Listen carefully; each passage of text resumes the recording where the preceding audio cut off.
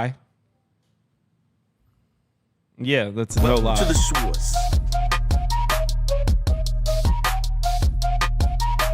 The source. Yeah, that song's a classic, man. Hey, get the source. That's a throwback. I haven't heard that song in forever. That's what I'm saying. It's like been like 15 years, and I'm like, ah. What's up, everybody? Good morning, and man, it is a good morning, isn't it? I mean, hell yeah. I was feeling pretty down. Okay, so just for those of you that weren't tailing on the bets and following along what happened yesterday. So last Saturday, right? I got crushed last college football Saturday. So then coming into this weekend, I'm thinking like, yo, I just need to grab a few units. I need to just have a winning college football weekend. I went 2-0 on Friday night on the Friday night games. I lost App State on Thursday. Then went 2-0 on Friday night, got into the green. I was like, yo, just give me a unit or two on Saturday. Just put me green. I start off the day terribly. Around 6:37 p.m. I have 4 bets left in the night slate. And I was like, I'm obviously kind of down, a little bit annoyed that Kansas blew that game. And I did the math, and I was like, shit, okay, if I go 4-0 in these last 4 games, I can get into the green. Hit 1, hit 2. The last 2 are Western Kentucky and Colorado. Western Kentucky wins with an interception with 18 seconds left. Colorado wins with a Hail Mary to force overtime. The Lord reached down and was like, I got you. I got you today, Kyle. Yeah, that was wow. Just because it was the odds of me having a winning day at like 7 p.m. Eastern time were like less than 2%, and ended up having a winning day. Shedeur Sanders, man, Coach Prime up. The real win for me was Western Kentucky. That was one of my top bets. I had 1.25 units on it. That was Western Kentucky was my biggest bet of the day yesterday. So that was electric. I want to give myself just a little bit of credit.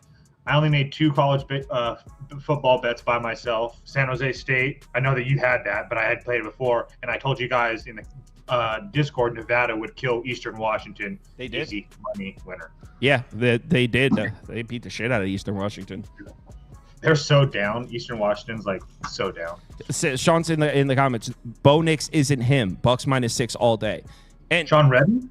No, I don't think so. It just says Sean. Oh. No, Sean Redden doesn't spell his name like that. It's just Sean in the comments. But here's the thing with that. And look, I'm not on the Broncos or anything. We're on the Broncos already. We'll wait for Steve. We're going to start in 11 minutes. But here's the thing with what you just said. Bo Nix isn't him. Bucks -6 all day, right? That's what a lot of people are thinking. Nick sucks. He's terrible. Not even disagreeing. Look at the final score of the Broncos game. They lost by 6 to Seattle. They lost by 7 to Pittsburgh. So despite Bo Nix playing terrible and all of us like this team sucks, they still haven't lost by more than a possession yet. Both games. So we're looking at this number +6.5. Like, oh, Bo Nix sucks. Well, shit. That's about what they're losing by, 6 or 7. So Bo Nix can suck and Denver could still cover this number. Just saying.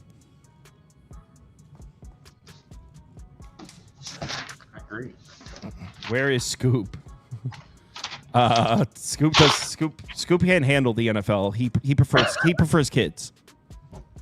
Scoop.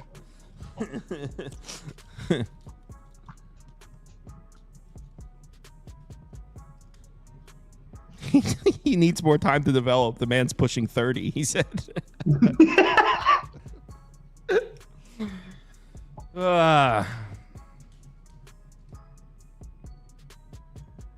Bro, cut the extra combo. You're acting like the games don't start in an hour. They don't start in an hour. I was going to say, it's only 7 a.m. We start the show at 11 a.m. Eastern time every week. That's 9 minutes from now. We actually came on early to hang out for a few. Show doesn't start for 9 minutes. We came out for literally what you asked us not to do right now. I think Toast should put an OBS Ninja filter on. He looks like Casper. Do you have a filter on him right now, Prop Beaver? I don't know. No. Go to his camera in OBS. Yeah, you might have hit him with the chroma key and making him look crazy. No, they're saying he doesn't have one on and he needs one. Hey, filters. It's because you got something on. What is that? No, I don't have one on. Alaska, we have no light right now. We went from 24 hours to 0 hours real quick. Let me see here. Sauce, you're a patient man. Your community is annoying sometimes. Yeah, I mean, of course they are. We're gamblers. But, like, I'm a gambler too, man. Prop Beaver, I need your props this week. You're the prop god. I'm down 6 units thus far, getting my dick kicked in. I have no clue what you're talking about. But yeah, I mean, I'm excited to get back on the horse, but I have no clue what you're talking about. Thank you for the support, though. No, see, you said your community's annoying sometimes. But that, I mean, you can't complain about that part because the community being what it is a big reason of why I have a following is because, like, I fit in with these people. We're all fucking crazy, man. Like, we're gambling on sports every day. We're all a little bit off. The books have caught on to the Brandon Aubrey props. Good God. Minus 140. Do you want to Toast? Do you want to know why I think Prop Beaver's going to go on a heater soon? Because it's 2 weeks into the NFL season. He's down 6 units. He's in high spirits. He's not sweating it. And I was like, dude, that's the first step. I think it's the weight loss. I think if I was still like 300 plus, I'd be in the depths of hell. I'd be at the bottom of the Verrazano with a brick tied to my leg. I don't know. because last year I did not handle those losing weeks well. This time around, it's fine. It's like last Sunday, I just went to the gym. It's like, all right, I'll be fine. Like, we'll get back on the horse. Like, I think my best NBA season ever. I mean, I was down 12 units to start, finished the season up 23 units, and then my worst NBA season ever. I started the season up 22 units, finished the season down 15. So it's just a roller coaster. So I mean, honestly, just gotta keep a cool mind and work through it. We'll see. Someone goes, hit the deli for Christ's sake. No delis, man. Actually, I do eat sandwiches on Sunday. I mean, on Sundays. That's my only real cheat day. Are you on like a strict diet? I only eat Chipotle during the week. He eats the same burrito bowl from Chipotle every day. Like the fucking every single one meal during he walks into the work every day with the same fucking thing. I hope you guys are good because once I get to that house, I'm about to blow all your diets up real fast. No, he's strict. Me and Andy have ordered pizza and shit before. He doesn't budge. Ride or die. And Andy will eat whatever mess you. I need a propette. I need a beaverette. I know what it's like though, Beaver, to eat the same thing every day. I have a bacon, egg, and cheese bagel every single morning. That's like my favorite. It's like the favorite thing I do. And I have a peanut butter milkshake every single night. Yeah. I've been watching this channel for 3 months, and I'm only just now realizing that Scoop and Prop Beaver are different people. Jesus Christ, that's tough. They're like 20 years difference. It, like Scoop could be Prop Beaver's dad. I kind of get it. Like literally. See, Scoop's losing the pounds. Good morning, Steve. There's Jabbo. There he is. We're now starting for another 5 minutes, but we were sitting here, so we figured we'd go. We're live right now, but we're just chilling for a few. We were talking about Prop Beaver's diet. He's down a bunch of weight. Nice. What really I was talking about is, so yesterday for college football, day started off terribly, and I did the math. The night slate, I needed to go 4-0 to get back in the positive. Swept the night games to get. It was nice. I'm coming in with some high spirits right now, and I also think I think my bets today are pretty good too. I was a little bit conservative, maybe got a little crazy this morning and added a couple I probably shouldn't, but as a whole, I mean, Philly's gonna win. The Saints fans are yapping. Philly's gonna win, so I like that one. There's some interesting games this weekend with some big line movement. That's for sure. Mm-hmm. Yeah. Okay. So I'm going to keep on getting messages about MLB. I'm going to run through it really quick, and I'm not going to give you explanations, so you can either trust me or you can't. Minnesota in that first game, you can back first 5 run line with Pablo Lopez against a Boston team that we all know is dead. It's Skeens Day. Reds money line, plus 100. Arizona team total over with Frankie Montas after a couple of decent starts. I honestly, let me check that Houston lineup really quick. The can man's on the mound, Kyle. At home or on the road? He's on the road, so we had to check the lineup. I do like that Houston has a bunch of righties in the lineup, but Canning, you can't touch them. Checking the lineup. I'm fairly certain the Astros own the can man. I don't think he's going to get... They do. But the Angels have been treating us well the last couple nights with team totals, so you can't complain. But yeah, they absolutely slaughtered him. So over in Houston, but I think it's kind of weird because both games have went like way over. No interest in Cleveland and St. Louis. Lean St. Louis. No interest in the Cubs game. Seattle money line again. And Grimace, and that's it. Grimace. Yeah, plus 125. M's a game and a half back. Just saying. Is it 1.5? Well, I think it's 1.5 now. Yeah, the Royals are in an absolute free fall right now. It's beautiful. Wow. That's Because tough. everybody, I don't know where it is, where the Royals games found out, but I would get so much crap. I've been calling the Royals dead for about a month and a half, and they get so upset with me. It's ridiculous. They're almost as bad as Chop Chop. It's I mean, spoiled Chiefs fans, maybe. No, Maybe. you know the group, and now we're into football season now. But you know the group that needed that humbling more than ever. The Baltimore Orioles fans needed to get humbled, and they did. Oh my God! Early in the season, you put out a YouTube video betting against the Orioles. Oh my God, they were sick in the head. It was like you walked into their house and punched their mom right in the face.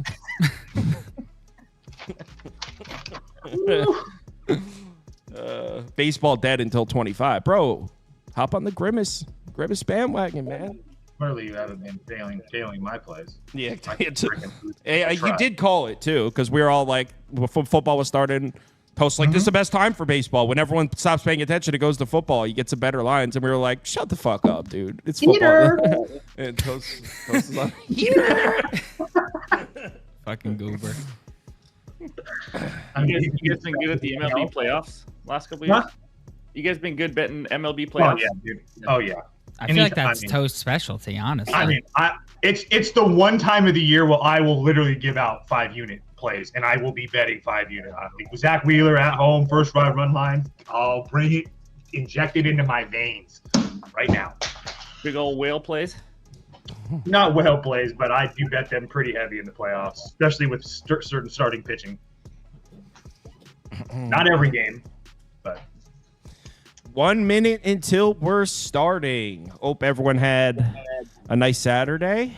We got how many games on the board today? We got 13 games on the board. Yes. 13 games on the board.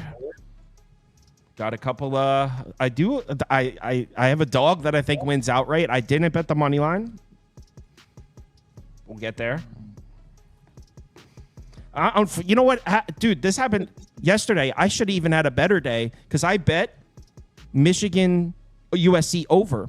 Posted in the Discord, but I forgot to post it on the site. So the way the website works is when you look at results, it's only bets that have been posted on the site.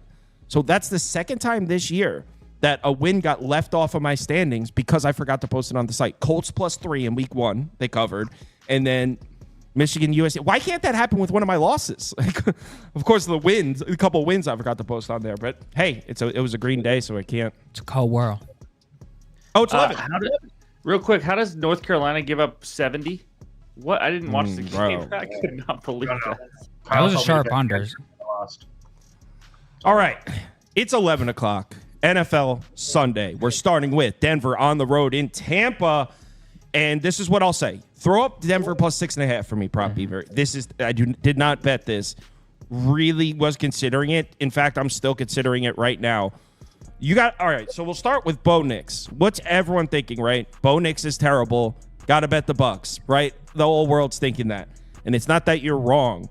But despite Bo Nix looking terrible, the Broncos have only lost by 6 and 7 points. For some reason, everyone has it in their head that the Broncos have just been getting their ass beat to start the season. They lost by 6 points. They would have covered this against the Seahawks, and then 7 points to the Steelers.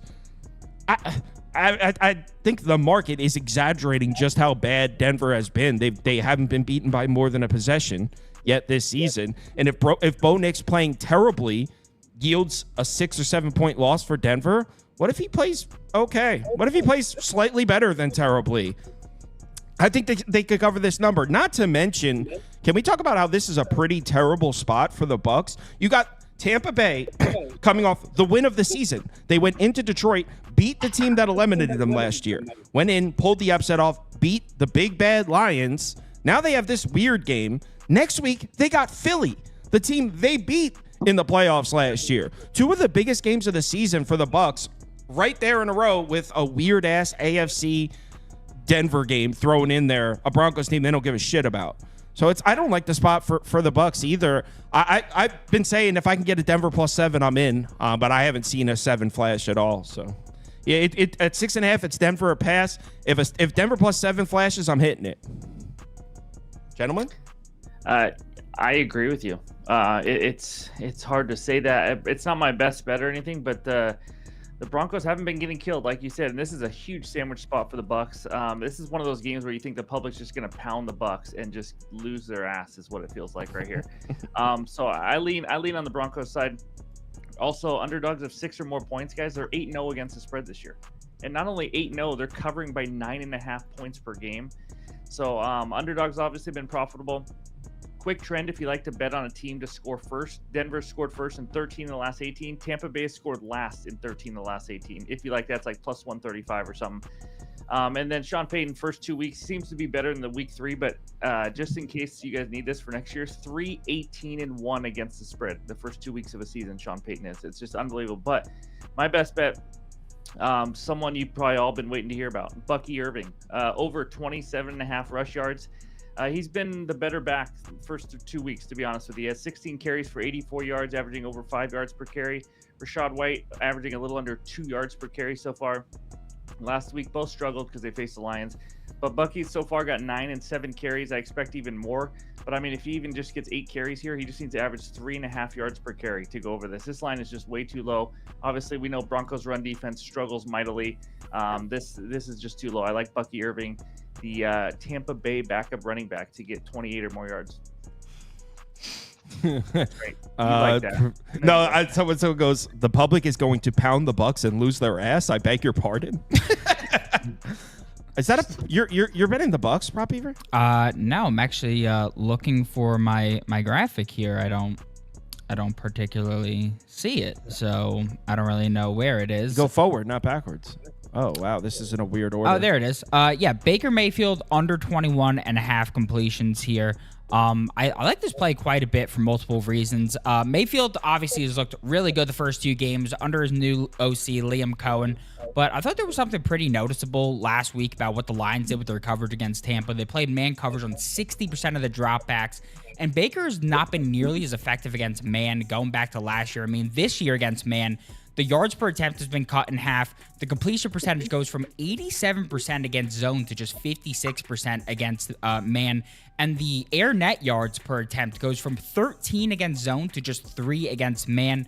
If you look last year, 67% completion percentage against zone, 52% against man. Why is that notable? Well, Broncos have been running man at the second highest rate this season. We're running it at one of the highest rates last season, and the Bucs are moving at a snail's pace with their new OC. They're running the second slowest pace in the league. So now we're getting a defense that specializes in Baker's weakness, and he's getting less plays now due to the new pace at which they're playing, and the fact that the Broncos' glaring weakness defensively is on the ground, and that Rashad White is in desperate need of a get-right game on the ground with Bucky Irving surging as well. And I see more of a run-heavy approach here for the Bucs today. I also just saw a report that the Broncos are also trying to get their run game going as well. So lots of rush attempts today. Baker's pass attempts line's at 31.5 here, juiced under, with even 32 or less. He's under 21.5 completions in 23 of 29 starts, headed back to 2021, averaging 17. I just think when you add in the fact that we got Sean Payton's offensive scheme that can't catch up with more innovative coordinators, Javonte Williams facing an 8-man box on 60% of his carries, and Bo Nix, who's 5 of 22 on passes of 10-plus yards, and the Bucs should still be playing with the lead here despite Baker's struggles leading to late game carries. I really like this one. All right. Toast? I'm on Denver. That's for sure. A couple things. I think I agree with just about outside that the public's going to be heavy on Tampa Bay. I get that. I also don't like Todd Bowles as a big favorite in his career as a favorite of 6 or more. He's only 2-6 ATS. I just don't think. I think you said it the best. I don't think Denver's as bad as everybody's making them out to be. And the fact that we're getting almost a full touchdown, I'll take my shot. All right. What's our poll at? 61% Tampa, 27% Denver. So, yes, as far as the viewers, they're definitely leaning towards Tampa Bay. All right, let's move on to the next game. Houston, Minnesota is next. And I'm trying to do the time codes at the same time because people really like that about the college one yesterday. So this one switched at 1940.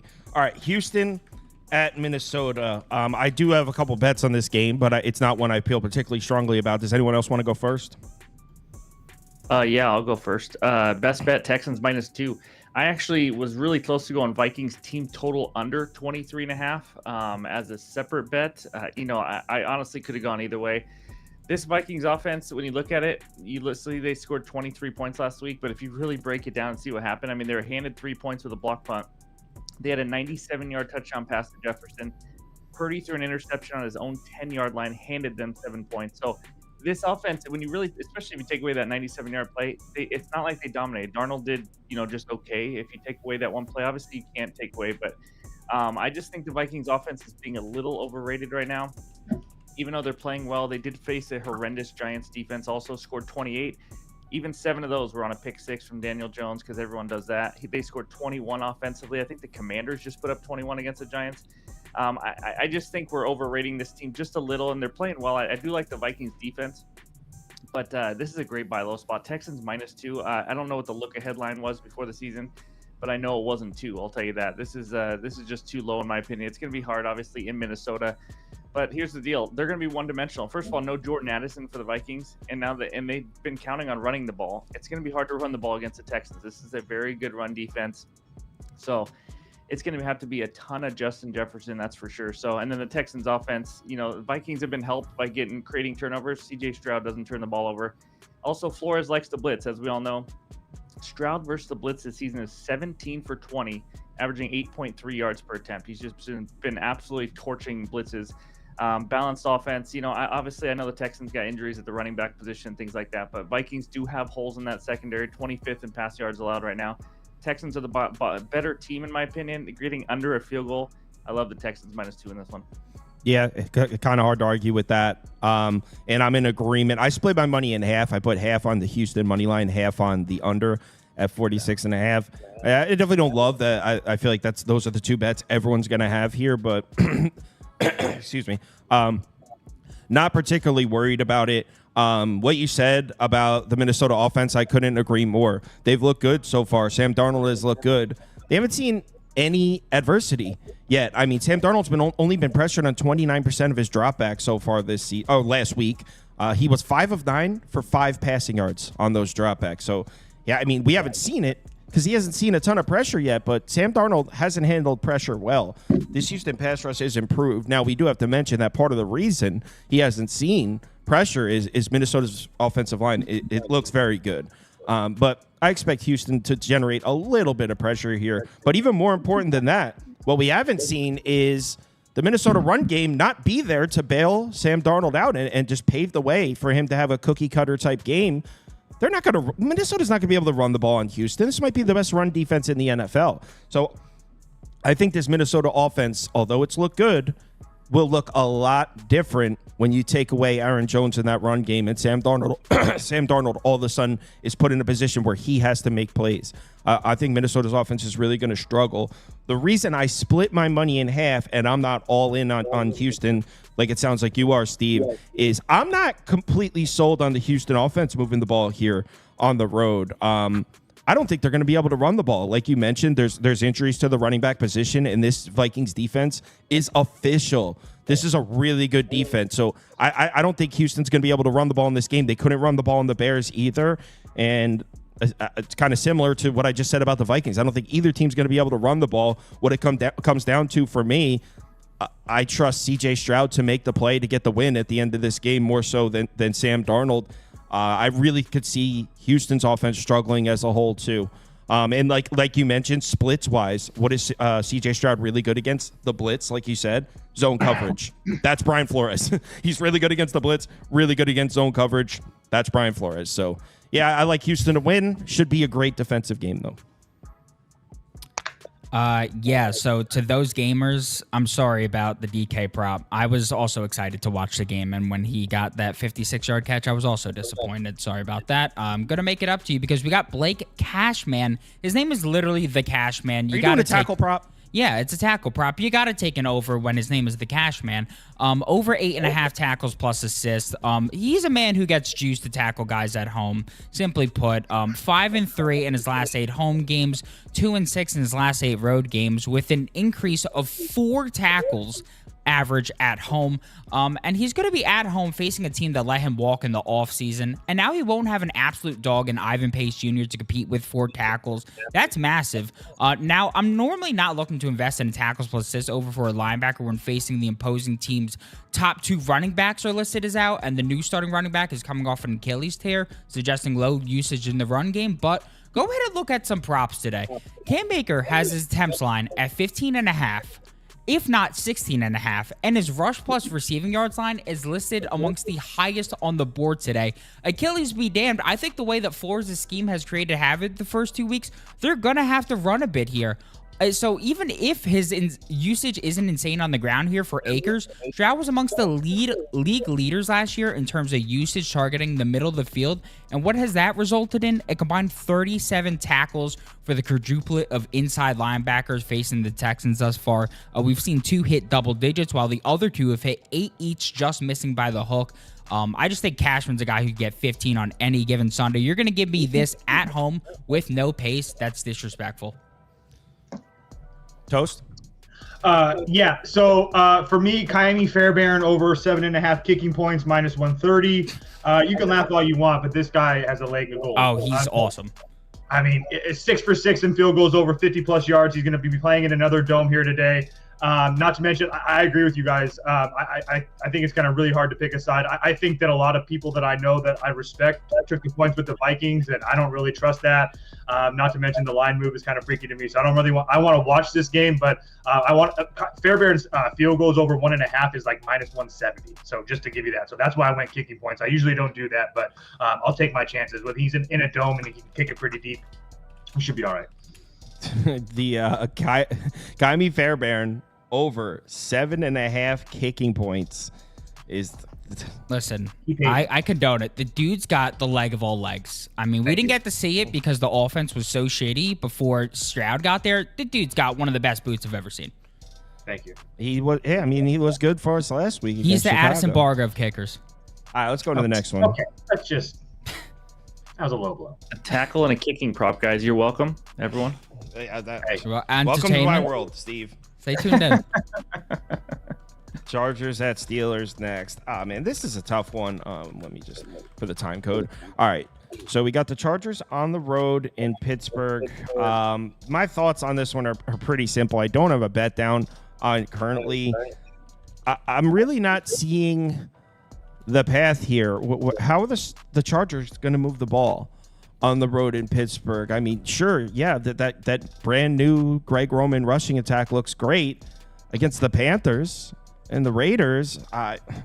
In Pittsburgh, the defending the run was the weakness of the Steelers defense last year. But you got to remember, this Steelers defense was a little bit different last year. I mean, Patrick Queen wasn't there, one of the better linebackers in all of football. So not only did they add Patrick Queen, but if you remember last year, the Steelers had all kinds of injuries to their linebacking core. Elandon Roberts is there now. I mean, he was there last year too. He was banged up. They had Blake Martinez, who pursued a career in selling Pokemon cards or something. They had all kinds of issues at the linebacker position last year. So now this year they come in with a healthy Elandon Roberts, a healthy Cam Hayward, and they add Patrick Queen. Is it crazy to say that defending the run is just no longer the weakness for the Steelers defense? I mean, I think this is going to be a very good run defense. They certainly look great so far. So I think this is going to be the first time we see what this Chargers offense looks like under Greg Roman when the run game isn't there, because I don't expect it to be. So, I mean, what's Justin Herbert going to do against this pass rush? He's not healthy. I don't even think Joshua Palmer's playing in this game. Who's he throwing the ball to? Chargers is definitely a sharp look here for sure. I mean, for me, it would only be Steelers money line, but I'm not betting this. The final score of this game probably be 13-14. So maybe Steelers money line under. You could just put Steelers minus 2.5. I'm not betting the game. You sound confident. No, well, I mean, of all the games on the board, I think this is the one I'm least interested in betting of all of them. So. more to add. No best bet. If I had to lean, it's Steelers. Do we know Herbert's playing for sure? Is it 100%? I think so. Yeah. Oh, yes, he is that was my playing. question. Yeah, okay. Everything I read is that he's playing. What'd you say? Well, Everything I read is that he is playing. Yeah, I think he's playing. I saw nothing about Palmer, but everything I read about Herbert is that he is playing through the pain. I do not think Palmer's playing. You know what? I don't want to say that and be wrong. So I think we're going to see Justin Herbert, but no Joshua Palmer. okay. And I didn't mind J.K. Dobbins under either in this one. But like you said, I mean, the total's 34.5, which is disgusting. We also have 4 totals, by the way, today of 40 or less, which is just absolutely insane. You'll love to see it. Smash mouth. It's crazy. Steelers a pass, though. Not much to say here. I don't like this game. Oh, if you didn't like my last play, well, get ready for this one because we're going back to back. Another tackle We prop? got another one. Yeah, and we're going to the hen dog. We're going to the hen dog, folks. I like Henley. We're going to the hen dog. That's a mix of a dog and a hen. If you were wondering what that sound is, we got the hen dog here. Dion Henley. Week 1, we took Denzel Perryman over tackles and assists, and I sat there watching the game, going, "What the fuck, Denzel Perryman? What are you doing?" He wasn't doing anything. Who was making all the tackles? It was the hen dog, Dion Henley. My argument for taking Perryman week 1 was that Dion Henley had like 15 tackles in 17 games last week. Perryman's going to have to step up. This guy, Henley, has no experience. Well, I don't know what the fuck Staley was doing last year not playing this guy. He's an absolute animal. He swarms to the ball. He has 7 tackles and 9 tackles in 2 games thus far, where the Chargers have had pretty much full control of the entire game. I mean, the Panthers and the Raiders ran the ball just 22 and 18 times. Through 2 games, the Steelers have run the ball 41 and 36 times and have allowed the 4th most linebacker tackles per game at 21.5. I mean, with their right tackle injured, Broderick Jones a train wreck, and Bosa and Mack coming off the edges, I further anticipate a run-heavy game script here. I believe the main concern for a bet for me is the fact that we got 2 bottom 10 pace teams here. We got a run-heavy game script here, but it's such a better matchup at the number. He's cashed twice already. This is too respectful to pass up for the hen dog. I mean, there's some books that have already juiced this up to -150. We already got Perryman's line move from 6.5 to 5.5 on some books. This is beautiful. Ball Talk said, Beaver, you just woke my son up with that noise. That was what was it? A hen dog noise. A hen dog. A dog and a hen mixed to make that. My puppy didn't know what just happened. I had to go check on him. Clearly, don't bet a side in this game. Just bet the hen dog and Big Boz over 1.5 field goals made. Came through last week with our big bet of the week. And again, he hasn't missed a field goal all year. He can kick it deep. I don't trust his Steelers offense to finish in the red zone. I'm going to continue to bet Chris Boswell over 1.5 field goals every week until he at least misses once. At least once. At least once. So you're on Boswell over 1.5 field goals again? Oh, yeah. Big Boz. Oh, yeah. Big Boz. Big Boz. Does the graphic actually say Big Boz on it? I don't know. See, I don't know if Andy makes his graphic sometimes. I know Did he he has not a make graphic Toast for the graphic? last guy. Andrew. Andy. Hey. Kyle, I think that's on me, not on Andy. Okay. Kyle, I agree with your last comment in the comment section, by the way. About the drug testing people here? Yes. Yes. Yeah. He made a noise that was a hen and a dog hybrid. And he didn't do it like funny. He really gave it an attempt. A chimera. All right, let's go on to the next one. Eagles Saints. Birds up.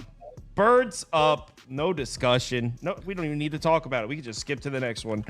You guys have probably heard me say this. So confident I did tail you on this one just because you've been so confident all week. So He even got me to a Birds bet, this I'm asshole. not necessarily confident the bet's going to win. I'm confident that this is the right play to make. I mean, we're talking about a full touchdown adjustment here based on 2. This is crazy. And by the way, it's not just the most absurd overreaction line on the board because it's adjusted. The look ahead was -3.5.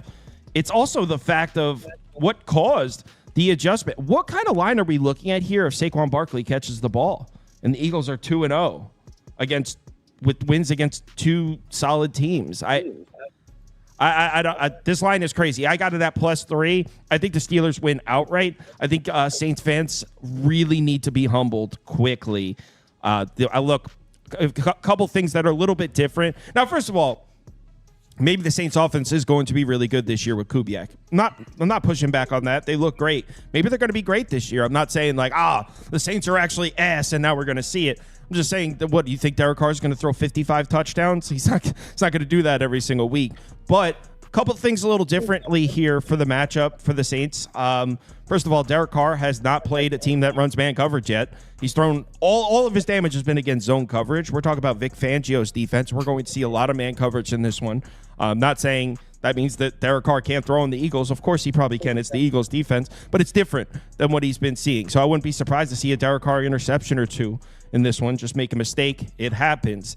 But the real reason for the bet is on the other side of the ball. I don't think the Saints, if there's one aspect of the Saints team that I don't think is good, we haven't seen it yet this year, the run defense. This run defense was not good last year, and they didn't do anything to address it. They're all the main pieces on that defensive front, they're all just aging. Demario Davis is 35 years old. Cameron Jordan, 35 years old. These guys are aging. And this was, I believe, 22nd, 23rd ranked run defense in the NFL last year. I think they might be better than that. I think the Eagles are going to hand the ball off and rip over 5 yards per carry in this one. We saw them doing it last week against the Falcons, a run defense that I expect to be very good. So that's what I see here. I'm catching 3 points with a team coming off a heartbreaking loss. I think I might even have the better team here, and I like the matchup on the ground for the Eagles offense. I think they're going to be ripping 5 yards per carry. Seriously, I think the run game's going to be there all day for the Eagles, and I didn't want to be laying a full field goal against a team that's going to be moving the chains nonstop. I like the Eagles offense. Do I trust the Eagles defense to make stops on the Saints? No, not really, but I'm catching a full 3 points with a team that I don't think is going to be stopped. So give me the Birds. I think I'll just, because I tailed, I just want to say that I think that if this Eagle defense can just show up at the first part of this game, we're going to be all right. Because keep in mind, Saints scored their first 9 drives against Carolina. They scored their first 6 drives against Dallas. I mean, can that really keep on going? I don't know. Well, we're going to find out. But Jaylen Herz is also really, really bad ATSs. He lost all 4 road starts last year, true road starts last year. So, again, I think that all those numbers were probably not, you weren't getting 3.5 points. So we'll take our chances with getting some points here with the Birds. And you know what else I've noticed is the Saints, the Saints fans are living in a state of delusion. Here's a comment. Kyle, you've been preaching the same thing about the Saints since week 1. I've been wrong every time. No, I haven't. I was on the over last week because I thought Derek Carr would go off of the Cowboys defense. They're making up that everyone's against them, and they're not even remembering things clearly. They're just like, oh, haters. Dude, I liked the Saints to score last week. That's why I took the over. I'm not a Saints hater. It's crazy. They're not even seeing things clearly. Birds by a touchdown. Fuck them. Wow. Sports fans, that's what they do. They only remember the negative comments about their team, apparently. And that comments that I didn't even make. I was on the over last week. Yeah, I don't know who was against the Saints last week. Could have been me, maybe. But anyways, here's the trend. Eagles 1-8 and against the spread last 9 games. Like Kyle said, huge line movement. Like you're not getting any value at any point with the Saints right here. No AJ Brown though is a worry for this offense, but like Kyle said, they should be able to run the ball all over New Orleans. If I had to, this side was tough for me on this one, but I'm in the camp that I think the Eagles suck. I'm gonna be honest. I don't think they're very good. They've sucked since the middle of last season. I know they got Saquon now. That doesn't mean they cannot win and cover. This is still a Saints team that we all did not believe in the beginning of the year. I think they're being overrated right here. So side is tough, but one of my favorite bets of the day today is Chris Olave over 61.5 receiving yards at -113. The Saints, like we talked about, they've blown the first 2 teams out of the water. We can all agree we think this game is going to be close, which means a ton more volume for this passing game. They're not just going to run the ball in the fourth quarter, because really these receivers, they're non-existent in the fourth quarter so far. I mean, they've just been blowing teams out. Eagles giving up the 6th most pass yards per game. What I'm surprised is the Eagles aren't even getting pressure on the quarterback either, which is crazy to me. They're not really doing anything correct on defense. Saints use a lot of pre-snap motions, as we've seen. We watched Olave go back and forth all over the field, which is helpful to get him free, not face that press coverage, all that kind of stuff. But last week, 81 receiving yards and 4 catches. His ADOT was a little over 13 yards. Had a very high 37.5% target share last week. And again, in week 1, no one was needed because they blew out the Panthers. So I think in a more competitive game, and Derek Carr, by the way, attempted 23 and 16 passes weeks 1 and 2. His pass lines today, 30.5. I mean, if we're going to maybe double pass attempts from week 1, if the books are right on that, Olave is going to get a ton more volume. I know there's Rashid Shaheed too, but this line We're not used to getting Olave lines around 60. This line is just too low in general. As long as the Eagles can slow down Kamara on the ground so they have to throw the ball a little bit, I like Olave to go over. Also, I have a ladder parlay of Olave 80-plus receiving yards with another receiver for plus 605, which we'll talk about that second receiver later. But give me Olave today. Can I ask a really quick question to both of you guys? Do you trust the Saints defense being second in EPA per play? You guys are echoing. Is someone? Do you have someone have their speaker on loud? No. I guess it might have been Steve because Toast, you were the one echoing. You can't echo yourself. I don't know. But anyway, go ahead, Toast. I was just wondering, do you think that Saints defense is actually good, or they have a good secondary? Really, I think they'll be pretty good. I mean, Dennis Allen can coach a defense. I don't trust their defensive front seven, and I think a good physical offensive line could run on them. Exhibit A, the game we're looking at. And that's why I asked, because I know, like, going back to last year, that's a defense that you can count on, but they're also getting older, and they played Carolina and Dallas in a flat week, I guess. So I was just curious. Yeah, I don't trust them. I think they're okay. Yeah. That's kind of how I felt. Yeah, EBD said for a super chat says Jaylen Herz forgot how to win, and before he offered $2 for someone to tackle Prop Beaver while he was giving a tackle prop. Speaking of which, Prop Beaver, do you have something for us? Don't have a tackle prop here. I do have a rushing prop. I also like that play from Jabo. I've kind of been looking for a spot to buy in on Olave. Don't know why it didn't click for me to buy in on him here, but already got a prop in this game. Gonna stick with my boy Hertz here. I really like this one. Feel it's sharp. Hertz is under the mark his last 18 of 24 games. So why do we want to bet on something that has a 25% hit rate during that span? Well, I feel like we need some context here. Hertz has ran 13 and 13 times his first 2 games this season. Previous 18 contests of last season, he only averaged 8.8 rush attempts per game. So we're seeing a nice increase in rush attempts thus far. And with 10 plus rush attempts, Hertz is a guy over 17 of 25 games since 2021, 8 of 10 on the road, averaging 62.5 rushing yards per game. And on top of that, AJ Brown's out for this one, which is massive because without AJ Brown, he's 12-6 to the over since 2021, averaging 51 yards per game. On top of that, he's now going to face a Saints defense that was horrible at defending quarterbacks on the ground last year, and they didn't even face rushing quarterbacks. I mean, they faced Dobbs, they allowed 44 yards, Desmond Ridder, 30, Tyson Bagent, 70, Baker Mayfield, 31, Jordan Love, 39, Bryce Young, 34 and 40, Tommy DeVito, 36. They allowed all these guys to cash their rushing overs and flirt with this number. Meanwhile, none of these guys have the rushing prowess that Hertz have or the volume that he's going to see in this ball game. So I just think that that's ridiculous. They allowed the 4th most rush yards per game, most rush yards per carry last season, and now they're going to see Jaylen Hertz in this one, and they have to worry about Saquon Barkley on the ground. I just thought that 40.5, which I got at earlier, now 42.5 is just too low. I think he'd get the 70 in this game. I honestly think I'm changing the award for most annoying fan base from the Orioles fans to the Saints fans, just based on this last week. Next. Those Atlanta Braves fans would give them a run for their money, let me tell you. Yeah, but you're not objective there because you've personally gotten into many fights with them. Packers Titans. I have a bet down in this game from super early in the week though. I have the Titans money line at like minus 120, I think, minus 118 maybe. To be honest, I bet it so long ago. I forget what it is. I have a Titans money line bet down, but the line at the time was like Titans -1 or 1.5. So damn, it has. I was gonna say I got 120. I think I got 130 by the time that I got. I think I have minus 120 if I remember. I might be misremembering, but I have something like that. So I like the Titans to win this game, but at -3, it's a little tough. I will say, what we saw from the Packers last week definitely was a little. So here it is. Malik Willis only dropped back to pass 14 times last week. He was good, but he only dropped back to pass 14 times. What the Packers did last week against the Colts, 53 carries, 261 yards on the ground, 4.9 yards per carry. There's no way in hell they're doing anything like that on the Titans. The Titans have one of the best run defenses in the NFL. That defensive front is really good. They're actually the Titans defense, is actually first in the NFL in yards per play allowed. So what they just did last week, Green Bay, that was awesome. What they did to the Colts, great performance, top to bottom.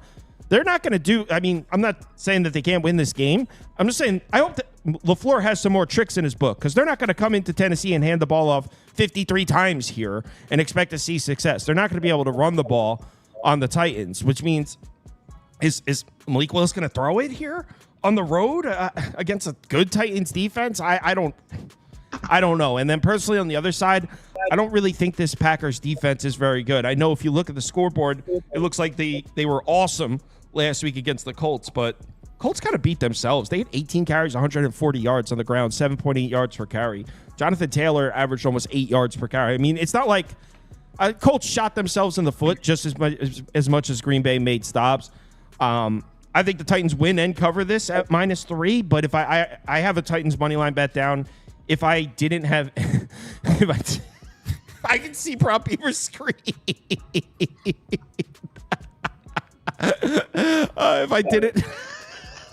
If I didn't have that bet down already and I was betting this now, it would probably be a pass. So Titans are pass. Yeah, but Kyle, it's a Malik Willis revenge game. What are you talking Who cares? about? I know. Listen, I don't know if Malik Willis gets to 100 yards passing this game.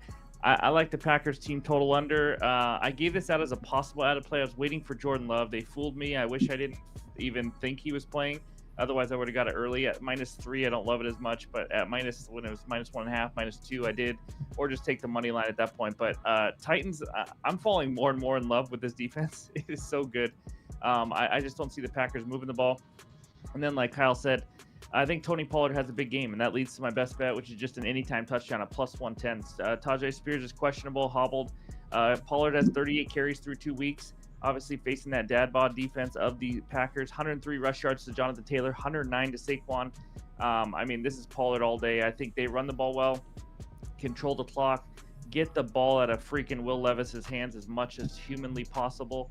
And I think they win a low-scoring game here, but I just cannot see the Packers scoring unless Levis hands them the ball. That's really how it is. I just went and looked. So I the 16th. So I bet this on Monday. Titans money line -125. I went and literally found the slip in the Discord. That's what I have. So, Kyle, real quick question. If Jordan Love was playing, did that affect it for you, or is this just... No, I think it would be a Titans spot regardless, based on what we've seen the first 2 weeks. I mean, the Titans have played so much better than the final score indicates both times. And look, Will Levis is going to Will Levis, but I think his chances of Will Levising are significantly lower against a defense the likes of Green Bay. I mean, he did open up the season against the Bears defense, which is looking really good, and then the Jets defense, which we know is loaded with talent. I don't have Green Bay's defense on that same level. The pass rush really hasn't been there for Green Bay. Will Levis, I'm not going saying positive things about Will Levis almost hurts a little bit, but the splits are pretty clear in his career. When you give him a clean pocket, he can make throws. Green Bay's pass rush really hasn't been there. And if you remember last year, Green Bay's pass rush really didn't do shit until about halfway through the season. So it wouldn't be crazy to think that the Packers pass rush has a slow start. Maybe September, October, pass rush isn't there. So, yeah, I think the Titans are the side, but I'm not going to tell anyone to bet it at 3. 2 bets in this game. Packers team total under 17.5. I got it at -130 on Caesars. If you get 16.5 at like +100 on a different book, I would just bet it a little bit smaller. But Malik Willis has 4 starts in his career. His teams have scored 16, 14, 17, and 17. And then if you guys want a positive split for Will Levis, don't tell anybody I told you. 8-3 first half in his career. Tennessee first half -0.5 point and -110. Those are my 2 bets for today. Doug Lane, thank you, man, for that. For sending in the super chat or whatever those are called. Love Andrew Abbott. Appreciate it, Doug. Also, yeah. Doug's a good guy. He's an Ohio State fan. Cincinnati Reds program today, Doug. You know that. We all know that. Toast, you said Green Bay team total under 17.5? Yeah. Correct on Caesars. -130. Right. I like that. That is a nice Oh, bet, you're right? saying you like it. I was like, Yeah, what are you confused that is a about? It's a pretty nice straightforward bet. right there. I didn't know it was above 17. I need to get it on that. Yeah, Well, he said he paid -130 for it. I was going to say it's 16.5 mostly everywhere +100. Caesars is hanging in at 17.5 at -130. I was more than willing to pay that. Yeah, I mean, I think I'll get in on that for like a little half. I'm opening it up now. It I don't maybe hate that bet. No, on DK under 17.5 minus 130 too. Perfect. There you go. Yeah, damn. Yeah, you can still. Yep, I opened it up. Minus 130 on Caesars and DraftKings. If I you get can the still fade get that. Malik Willis for under 17.5 at anything under minus That's 150, what I was- that sounds. Rob Beaver, don't you think that graphic would look so much better on one line? I don't know why you forced two lines like that. Don't Like, you go- think you should eat a schmeckle? Just Okay, try yes. it on one line. Can we just try it on one line? Yeah.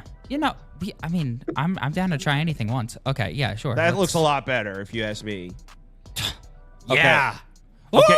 Woo! Yeah. Let me guess. You're taking the D tackles over 3.5 tackles and assists. You think I won't take the Tennessee Titans again? What is that? I'm pussy? Me? Me? You think I won't take this team a third time? No, let's run it back. I mean, this fucking team, this Better than piece of Titans. shit team, Dude, just this do the team has first half cost with me me. 3 fucking units over these last 2 weeks. This piece of shit organization. Will Levis can't fucking stop doing fucking Evan Bourne tricks off the top rope and throwing the ball away. The special teams can't block, for God's sakes. But no, let's run it back. I'm pussy. Tennessee Titans. So for those of you that weren't watching the last 2 weeks, Prop Beaver has lost betting the Titans every single week. So fucking pissed, man. All right, next game, bro.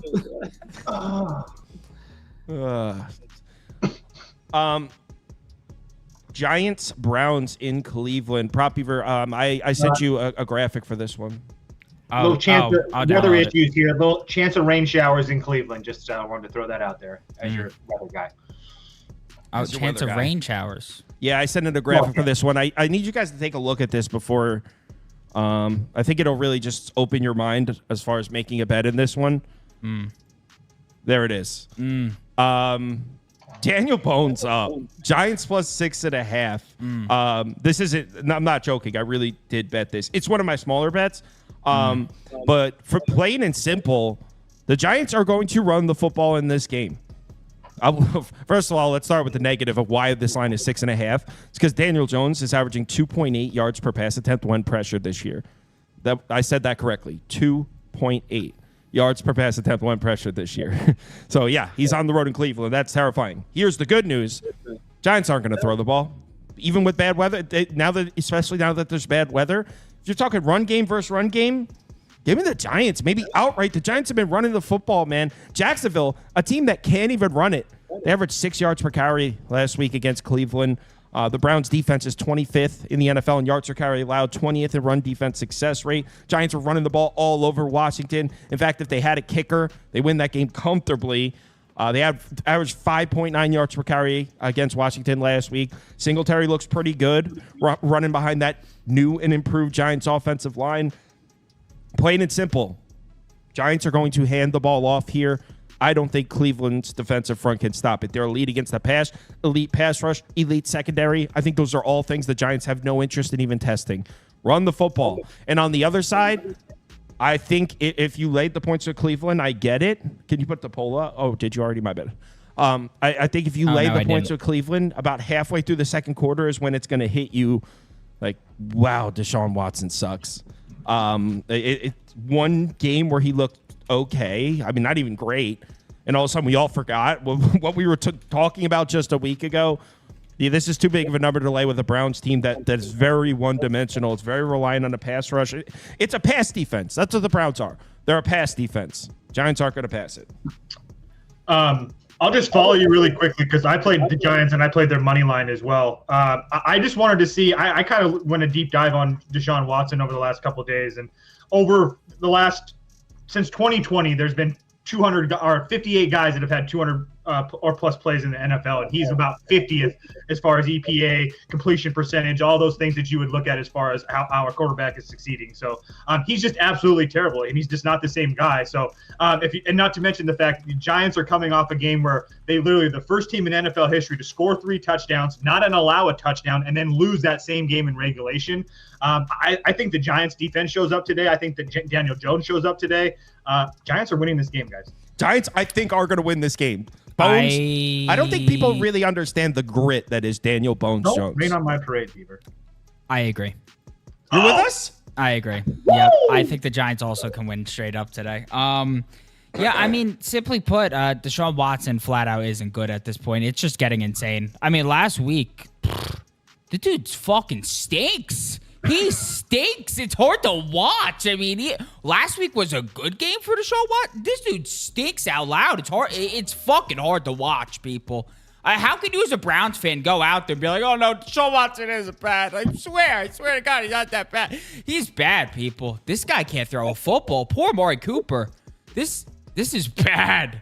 This is Also, real bad. I'm not looking at the comments, but if anybody's saying anything about Giants plus 6.5, keep in mind the total of this game's 38.5. Yeah. So I mean, let's just do a little math here. Hey, real quick, don't bring up Amari Cooper. He's one of my favorite bets last week, and again, he drops another wide open pass. He was one of mine down too, the field. Jabbo. And guess Yeah, what? I He's know, a piece of shit, just like Deshaun. You know what? Can we bring a little bit of normalcy back to this channel? Because I really No. do think that drug testing needs to start a little sooner. Than If you hold on, if you think laying 6.5 points with Deshaun Watson is normalcy, listen. I don't. Yeah, exactly. I have not said You're my gonna be point yet. first in First line. of all, I'm waiting for his point. second of all, I did not bet the Browns minus 6.5. I do not like that. But what we're all, I just need to make sure we say the other side of this, because all we're doing right now is trashing Deshaun Watson, and he does suck.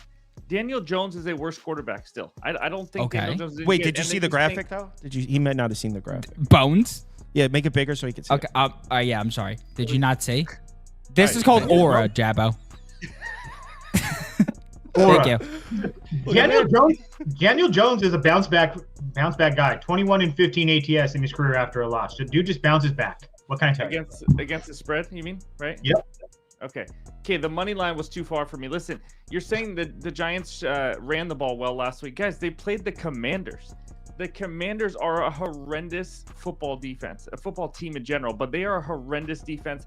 That doesn't mean much to me. I think the Browns will be able to slow them down. I don't see how the Giants are going to score. We're acting like the Giants have this offensive line that's just going to open up gaping holes for what's his face, Singletary. I just don't see it. But I also can't go with the Browns at almost a touchdown with Deshaun Watson. That's too much. But I can easily see the Browns getting a defensive touchdown here off Jones. He threw a pick six. So I don't. That's where I think it might kill your Giants bet. Honestly, is if you get a close game and all of a sudden we get a pick six or a defensive touchdown. But I'm not on the bandwagon of the Giants thinking they can actually score a lot of points or many points at all in this game. But again, I don't have a side. I hate it. Giants have gone under 15 the last 21 games. Can I take an under 38? Well, I tried that with the Patriots Seahawks, and that killed me right on a field goal at the end of the game. So it's tough, but I lean under, I guess. But I don't see the Giants moving the ball. Maybe a Giants team total under. But you said it's a great pass defense. What Daniel Jones is going to make mistakes in this game. They're not going to throw it, running it. Okay. Daniel Jones isn't playing. Daniel Bones is playing. Bones is playing, my bad. and Singletary's running the Wildcat. in Daniel this one. Jones, terrible record against the number. Daniel Bones, always comes. Did they have a kick in this game, by the way? Have we confirmed? I believe Gano's groin is back in full health. It's actually disgusting that you have to ask before a football game if they have a kicker, It but is. these are the days we're living in. And I don't think it's gonna be Dustin Hopkins and Greg Joseph. Someone shared a parlay with a super chat. Saquon Barkley touchdown scorer, Jerome Ford touchdown scorer, Mike Evans. On That's Surtain. tomorrow night. Yeah, Wait, we'll be no. talking here. Mike Evans. We already talked about that game. Against don't. Surtain's going to be on him, though. Yeah, I don't know. I'll put it up on the screen. Yeah, put it up on the Gotta. screen for him. It's Gotta. plus 749. He's got the stones to put it out there with a super chat. Yeah. So we could all either laugh when it loses or make sure he gets a shout out if it wins. So probably was going to put that up on the screen for you, Tim Crab. All right, Chicago, Indianapolis. I did a YouTube video on this game. So my thoughts are whether or not you like Caleb Williams, whether or not you think he's a bust, whether you personally like him, you personally don't like him, whatever. We all have to join hands and agree that this is by far the first opportunity that he's actually going to have to make plays. And I think we're being, when I say we, I mean myself included, because I'm guilty of putting up graphics showing how bad Caleb Williams has been this year. Like I did it on my channel, so I can't point finger at other people. I read the stats off also. It's pretty bad for Caleb Williams. He's actually off to about, I think, a worse statistical start than Bryce Young was last year. In terms of EPA per play. Yeah, in terms of EPA per But that's play. more of a team stat than anything. So Right, exactly. Yeah. It's not. Here's the thing. can we at least cut him a little bit of a slack? He opened up the season against Tennessee and Houston. Those are two elite defenses. He's playing with receivers that have never played on the team before. He's still missing the center. I mean, the things are, he hasn't been in the easiest spot. Now he's playing the Colts defense, and if there's the equivalent of hitting the lottery as far as spots for a quarterback or spots for an offense right now, maybe playing the Colts defense. They look terrible. I have not placed the bet yet. I kind of want to hear what Steve has to say. I haven't talked to Steve about this game yet. He's a Colts guy. Well, can I ask? Let me ask you a question then, Steve. What are your thoughts on Anthony Richardson so far this year? Because I don't get it. Yeah, Steve, let's hear him, dude. The Colts last week, man, they should have had an easy win against Malik Willis, dude, huh? I'm not an NFL guy. I'm just looking by what I look at. His ADOT's great, but he can't throw. I mean, he's hitting 50% of his passes. I mean, so what are we taking here? I'm dead serious. I'm not making a joke. I was just curious. What's the next game? Let's go next game. Okay, makes sense. Okay, my bad. No, listen, this defense is worse than I thought. They're freaking atrocious, and it's disgusting. Anthony Richardson, I've seen him play in college. I knew he was inaccurate, but the guy just thinks he can just launch balls all over the field. It seems like he has no fundamentals, no footwork. He's not accurate. He just that's what he is right now. Can he get there? Maybe. But no, I have not been impressed by the Colts. What I thought I'd see better is a better O-line from the Colts, and they've been fine, but I expected them to be absolutely elite this year, and they haven't. They're getting gashed on defense everywhere. They're still not going 0-8, okay, Prop Beaver, but I have they got to play Skylar Thompson. I have not been impressed by them. I'll say that. I did expect more of their defense. DeForest Buckner now out for this game as well. But we have a shit matchup right here. I mean, guys, the Bears run game versus the Colts run defense. This Bears hold on. As bad. No, I don't think it's that. They played Tennessee and Houston. I think they're going to run the ball. I agree, but do you actually believe in their O-line? Before the season, we're all talking about how terrible their offensive line is. So, but that's how I feel about the Colts right now. What gives here? Is it the Bears' terrible offensive line? Is it the Colts' terrible run defense? We're going to see what happens, but I completely agree with Kyle. I mean, Caleb Williams, this is the game he has to show something. He doesn't, it's his third game only, but only Bryce Young has a worse completion percentage when pressured than Caleb Williams through 2 weeks. This is it, but I like Swift over in rush yards. I think he has a big game finally, maybe, possibly. So do I. We were talking. Yo, you're in line. Me and Prop People were talking about this bet 2 days ago in the office. I actually locked it in. And actually, when you look at his first 2 games and you see his line, it's pretty high for how he's done the first 2 weeks. And I think it's there for a reason. I got to think they're going to get something going on offense. This Colts team has sucked, and so far through 2 weeks, I have been wrong about this Colts team. And that's all I have to say. I don't want to hear about it anymore. Proppy, you're on the same bet. I am the biggest DeAndre Swift hater in the world. I think this dude stinks. But with that being said, the Bears made a mighty investment in this man in the offseason. They rushed to the window to get him, the first man signed in free agency, and I'm going to cut him some slack because he faced, him and the offensive line, they faced brutal tests up front. They faced the Titans, the Texans, both top 10 rush defenses from last year, and I very well anticipate them being top 10 rush defenses again. Now, they're going to face the Colts here, and that is the complete opposite, as my friend Jabbo just basically just explained to us here. I mean, they were already 24th in rush DVOA last season. Now they lost DeForest Buckner. He was added to the IR, so they're approaching abomination status. Through 2 weeks of football, they've allowed 350 yards on 76 carries to the running back position. And what I think is a bit more startling to me, and I think is the biggest edge for the Bears and that struggling Bears offensive line to me, the Colts defensive front has now been on the field for 80 plus minutes of football.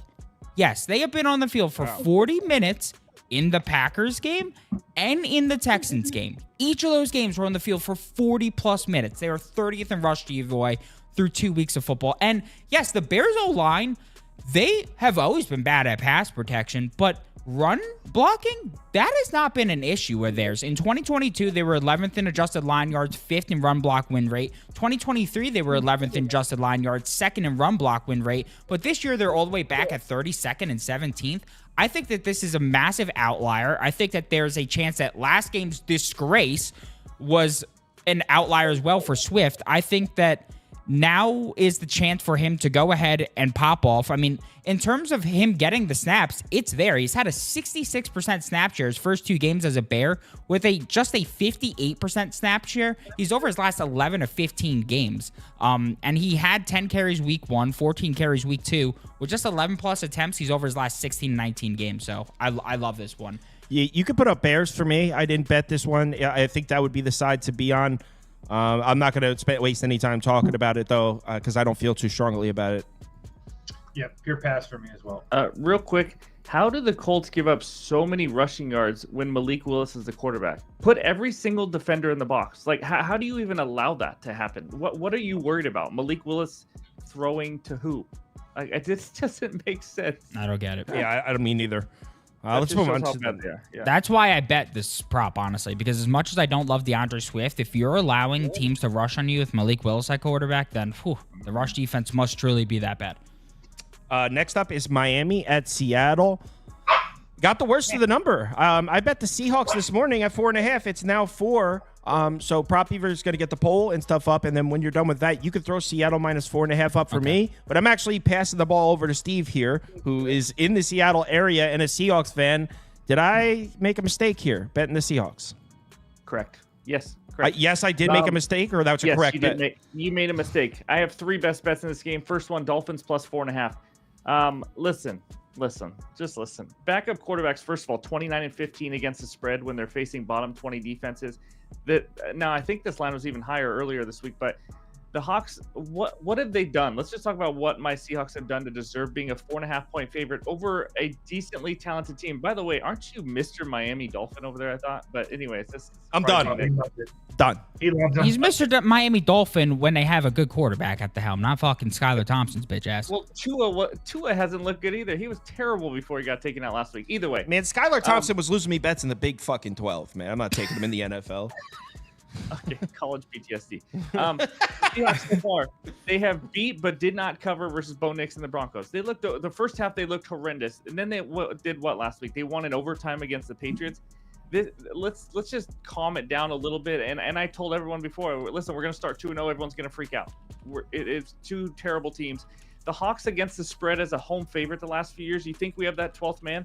3-9 against the spread at home as a home favorite. It has not been pretty. There is so much more talent on the field. Yes, Skylar Thompson is a downgrade, but they still have Devon Achane.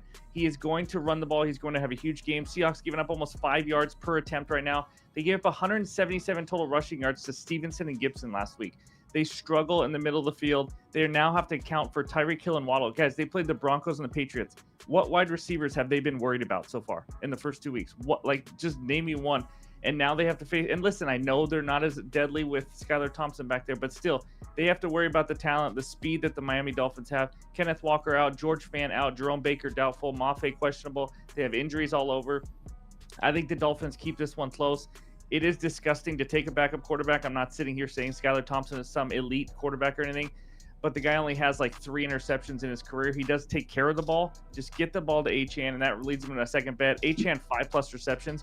I gave it away 2 days ago on the channel. It was plus 160 on a book. His over 3.5 receptions is a little too juicy. This guy has 7 catches week 1, 7 catches week 2. But here is the absolute stat of the day. Skylar Thompson's career running back target share is 27%. That is higher than any NFL quarterback that started in week 1. This guy is a dump-off machine. 2 is his 19%, just to show. He's already flown over this. Like I said, 7 each game, getting plus money at 5. I like his over receiving yards if you want to go that route also. Love the big plus money with Achane. And then also Achane touchdown. Raheem Mostert out again. 22 carries last week with Adam, had a 70% rush rate, and he's going to be the main man here. I think the Dolphins keep this one close. I think Achane has a big game. Seahawks by 3 would be my dream, to be honest. But that's what I got. Stay doubting Gino. Stay doubting the GOAT. I'll keep doubting Gino. Okay. Miami's going to win this game, boys. Sorry. Man, Seattle coming back across the country. Not to mention everybody's talking about those backup quarterbacks. But I know Jabo had his trend. I know that they're 39 and 30 ATS the last 3 years. Not to mention the fact, talked about the injuries. What else are we talking about? Oh, Geno Smith, 10, 16 and 2 ATS as a favorite in his career. Not really good. Yeah. I am on the Seahawks. It's one of my smaller bets. Steve was definitely spitting some fire right there. But I will say, Steve, I think the Seahawks team's a little different, and I think that I don't think the final score is indicative of how those first two games were. Even the Patriots game when they were losing 2017, I thought they were pretty in control. I thought they were like very clearly the better team. And I like seeing Geno Smith go on the road to Foxborough, throw for 327 yards, passer rating over 103. I feel like that's not necessarily something we would have seen in the past. Certainly, maybe because the Patriots defense is down a bit. Also, the Denver game, I mean, it was 26-13. Seahawks had the ball with like 4 or 5 minutes left. So, like, that's a comfortable win, even though the final score doesn't really show that. They also had 2 safeties in that game. Yeah. That was also Bo Nix's first career road start. Bo Nix. Hold on. Isn't this Skylar Thompson's first? But anyway, it's not his first road start, by the way. But is he the best quarterback they faced? Skylar Thompson? No, I'm just joking. But seriously, I was gonna Bo say Nix, Jacoby Brissett, and now this. I really trust. Hold on, I think there's a confidence with the Seahawks right now with what's going on with the 49ers. Think about it. Think about what's going on in the NFC right now. 49ers, the Eagles, the Cowboys, the Lions, the Pack. Seattle might be the best team in the NFC. They're gonna win the or division, certainly think so. they're the best team in the NFC right now. they will. I'm sorry? They will. They'll win the division. So I think they're like going to what win the I've division seen. too. I mean, I said I it going do- into the year. So The division? yeah. Yeah. The 49ers are a mess, man. I was very confident about the Seahawks going in, and I'm riding or dying with my Seahawks. Dude. Yeah, I have I a really Geno hope you Smith have MVP that. ticket. I said going into your Geno MVP, I'm riding or dying with it, baby. Yeah, All right, so now I- to the pick. Oh, Jackson Smith hot. Jabika over 49 saw- and a half and- receiving yards. Hold on, I didn't even get to go. Oh, okay. But basically, I'll just make it brief. I trust Mike McDonald to put Skylar Thompson into positions he's really uncomfortable in here, and I think that's another angle. This is not the same old Seahawks. This is Mike McDonald at the helm here, and I think he'll force either a couple turnovers or force Skylar Thompson to throw the ball downfield. And if you watched Kansas State football the last few years, you know that should help us. So yeah. But I thought it was the opposite. I thought Skylar Thompson was going to be throwing screens and stuff to Waddle. But that's my point. But that's my point. That's Mike McDonald. If we know that's what he's going to do, Mike McDonald certainly knows it. All right, touche. But they knew Jacoby Brissett couldn't throw downfield. They have no receivers, the worst wide receiver crew ever, and they gave 177 rushing yards to Stevenson and Gibson. So unless they can show improvement, listen, they are at home. Obviously, it could be better than going across the country. I do like what I'm seeing. Just I do like what I'm seeing in improvement from the Seahawks as opposed to Pete Carroll's regime. But I just think 4.5's a lot here against too much talent. So what's this line with Tua? Do you think? -2. Yeah, -1.5 too. Yeah, so Jackson Smith and Jigba over 49.5 receiving yards. I got boned both of the first 2 weeks taking Seahawks receivers. Week 1, we took JSN's over. Dude had 2 targets. Next week, he has 16 targets. Wow. I think the third time is the charm here, and we meet somewhere in the middle. I think we're just a week early here, and now he faces his best matchup to date against a Dolphins team that got feasted on in the slot last season. I mean, going back to week 16 of last year, here's what the Dolphins have let up in the slot. Week 16, 8 catches for 118 yards. Week 17, 8 catches for 200 yards. Week 18, 14 catches, 180 yards. Week 1, 4 catches, 70 yards. Week 2, 8 catches, 98 yards.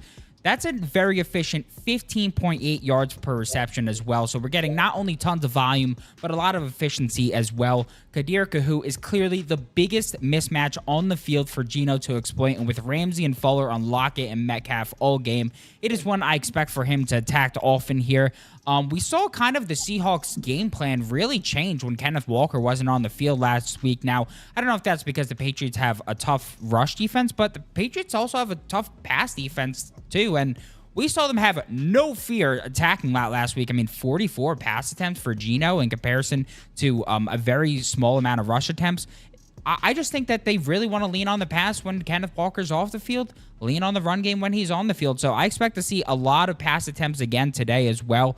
JSN's reception lines at 4.5, juiced over as high as -160 on some books. With just 4+ receptions, he's over his last 6 to 8. So I love the value on this one. Proppy, I you can mute anybody that's trying to say the racist shit in the comments, by the way.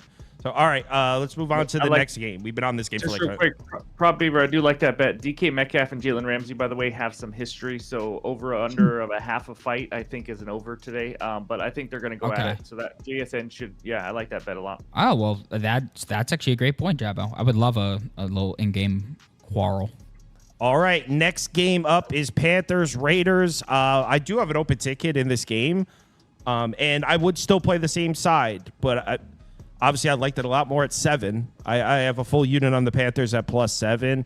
Grabbed it as soon as Andy Dalton was announced as the starter, and it's not so much like Andy Dalton, here we come. You know how sometimes how this works in the NFL. It's sometimes just a change of energy. And look, Bryce Young. It's been a little rough. Someone did this a film breakdown of him, and it wasn't just that. The Panthers offense isn't working with him in it. There's some plays where there's a wide open receiver here. He's looking there, scrambles, runs out of a clean pocket for no reason. Just really, really bad quarterback play. So, in my opinion, he's almost regressed from last year. Probably a mental thing. Sure that there's a lot of pressure with being the first overall pick. I wouldn't know anything about it.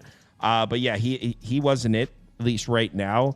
So now that Andy Dalton's in there, seasoned veteran, a guy who's not going to be nervous about starting an NFL game, that's for sure.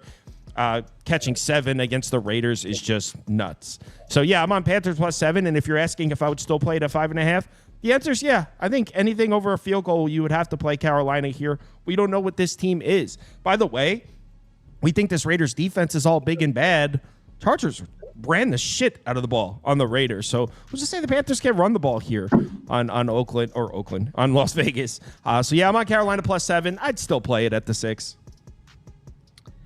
Yeah, sure. I'll go next. But apparently I look like the Best Buy employee that can answer any question you have about anything. That's pretty good. Anyways, my best bet in this game, it's the over of 39.5. It might be disgusting, but I think the line's like 40.5 now. Kind of like what Kyle said. All you need is like an okay play from your quarterback, and this offense is going to be better. This offense is not as terrible as the points they're putting up. It's all Bryce Young. I've seen some game tapes and stuff on him too. And he's just missing guys. He doesn't know what he's doing right now. He has zero confidence. Not only do they have a better quarterback coming in right now, they've already faced the 2 top 6 pass defenses first couple of weeks, according to the stats at least for right now. Now they face the 18th ranked. They face 2 top 6 run defenses, top 3 red zone defenses. This will be an easier matchup for them against the Raiders. And like Kyle kind of mentioned, the pass blocking's actually been top 10 so far. Like they're not struggling because Bryce Young has 0 time. He has no idea what he's doing. And so I think the switch at quarterback's going to be fine. We know Andy Dalton. He's not a leader or anything like that, but he's going to bring them something. You also heard reports that receivers and everyone, they're just giving up on routes or they hate playing right now when Bryce Young is a quarterback because they're not getting anything from him. They're just wasting their time. Chuba Hubbard could find some room here. I think they score. Raiders struggling getting pressure on the quarterback. Max Crosby is a stud, but 3rd lowest quarterback pressure, 15.2%. Only the Panthers and Chargers have lower pressure rate. And then we look at the Raiders offense. The Minshew, Devontae Adams, Bowers trio. What a trio there. Bowers is freaking stud, but this offense just put up 26 against Baltimore last week. Their one struggle on offense has been the run game, but I think Zamir White finally breaks out a little bit. The coach, talked about getting him more carries as well. We're talking over 39.5, guys. We don't need a ton of points here. They're facing a Panthers defense we all know is absolutely atrocious. 31st run defense. Pass rush is non-existent. I don't even know why they line up defensive linemen. There's just no point. It's 8.3% quarterback pressure rate. We get a 23-17 game and we go over. These 2 defenses are terrible. This over-under is too low with the red rifle at quarterback. So give me the over in this game. Prop Beaver? You heard it here the other day. The Red Rifle's firing buckshots, folks. And I know a rifle doesn't fire buckshots. I know that's a shotgun. I've played a video game before. I played a shooter before, folks. The Panthers have nothing to lose here. This is obviously one of my lightest bets on the board. It's the goddamn Panthers, for Christ's sakes. We've seen how much fight they put up the first 2 weeks, but this is a pure bet on the Panthers not being as incompetent as they've shown the first few weeks with Young in at quarterback and the Raiders in a bit of a flat spot. after upsetting the Ravens in Baltimore. Horn got mossed by Quentin Johnson last week. Jesus, that was tough to watch. But he's good enough to go toe-to-toe with Devontae, and the Raiders' dog shit rush offense might be the only thing that the Panthers' dog shit rush defense could stop. So I think the best aspect of an otherwise mediocre Raiders defense is their pass rush. And as Jabbo mentioned, the Panthers have actually been solid in pass protection. Bryce Young has just been that bad. So we just haven't been able to notice it. So yeah, Panther up, but God, do I not feel good about it. Toast? I really, really, really, really wanted to bet the Raiders, but Yeah. I can't do it. I can't do it. I mean, you guys can laugh, but I've been betting the Raiders a lot. I mean, they're 8-2-1 with Antonio Pierce as their coach. They continue to cover whenever they do. So I don't really like them laying -5.5, but yeah, it's just a pass for me. I really want to bet the Raiders though. Yeah, this is another one where people are like, this is gonna be the third time Kyle bet the Panthers. I didn't bet the Panthers last week. People just like make shit up. Next up. Lots of people really hate the Panthers today. So, I mean, let's hope. That's why I'm not betting the Raiders. Yeah. Ravens, Cowboys. You guys already know my pick on this one. I posted it on YouTube, and I'm cool with it.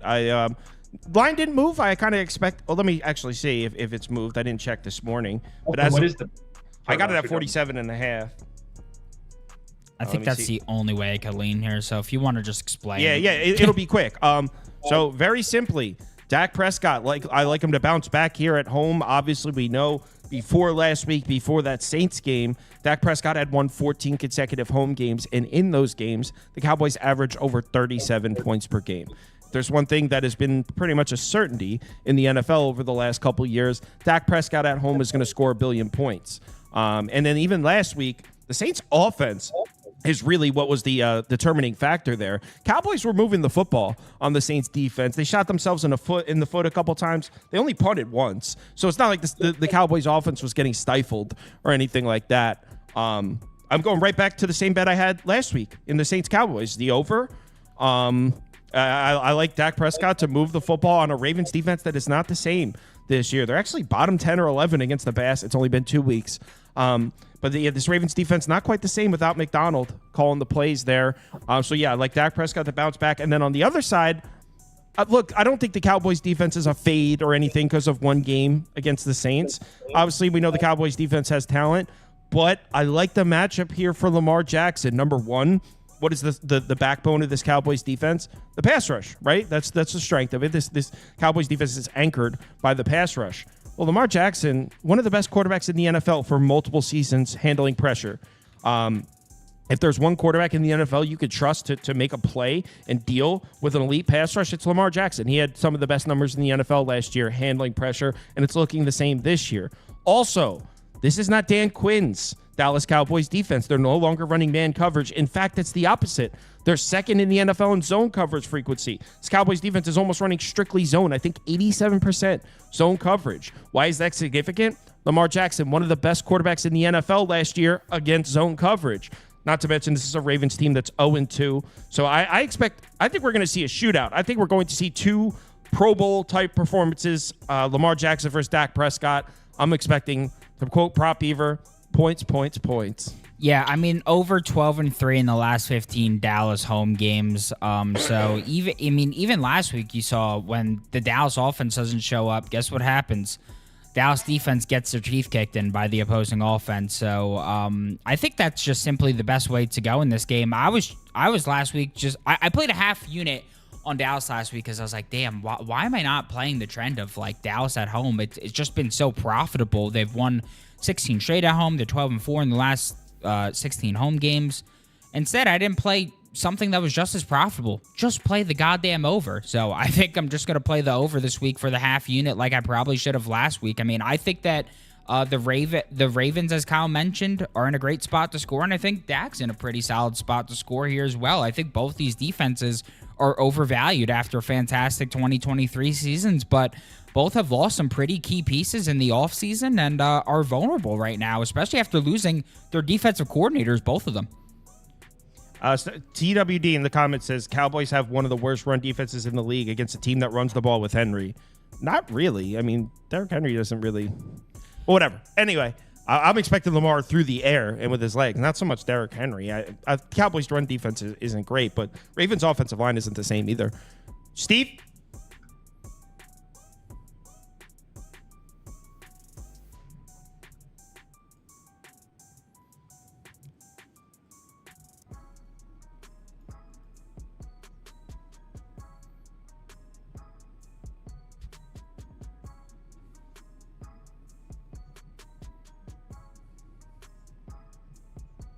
It's off to a bad start, yeah.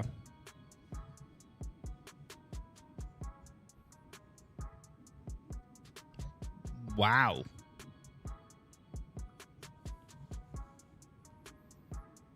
You know, everyone just thinks the Ravens are going to run all over everyone. Henry's not the same Henry. He's muted. Their O-line- He's muted. I had him muted for a second because there was a thing going on with his audio, but he's unmuted now. He's You good to go. were muted for that whole thing. No, for a quick portion of it. Okay. Anyways, did they hear the stat? The crazy stat? I don't think That's all so. need to Yeah, know. the Okay. comments are going crazy. Ravens opponents are 15 for 15 for 112 yards on play action passes. There we go. So it's absolutely crazy. I just don't like the Ravens O-line, but I do think there's points in this one. I think the Cowboys are going to score. 47.5 actually does, when you really think about it, it does seem too low. So it's just, I didn't bet this game, but it seems like a coin flip type game to win, though. Ravens or Cowboys, it's too hard for me. Yeah, and I don't really expect either team to be able to run the ball because the Cowboys have the worst running back room in football.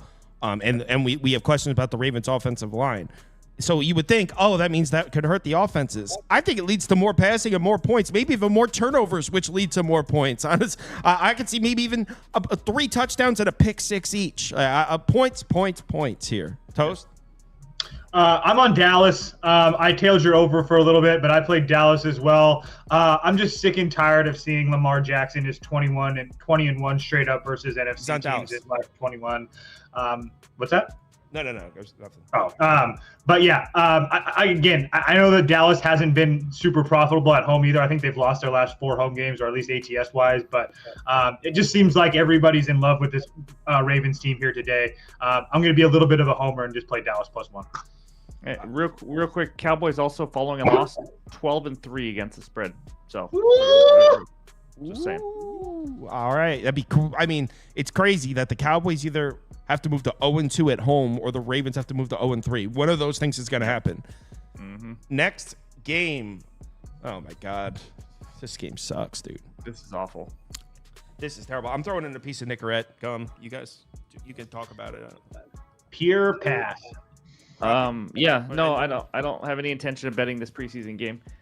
Just injury after injury after injury.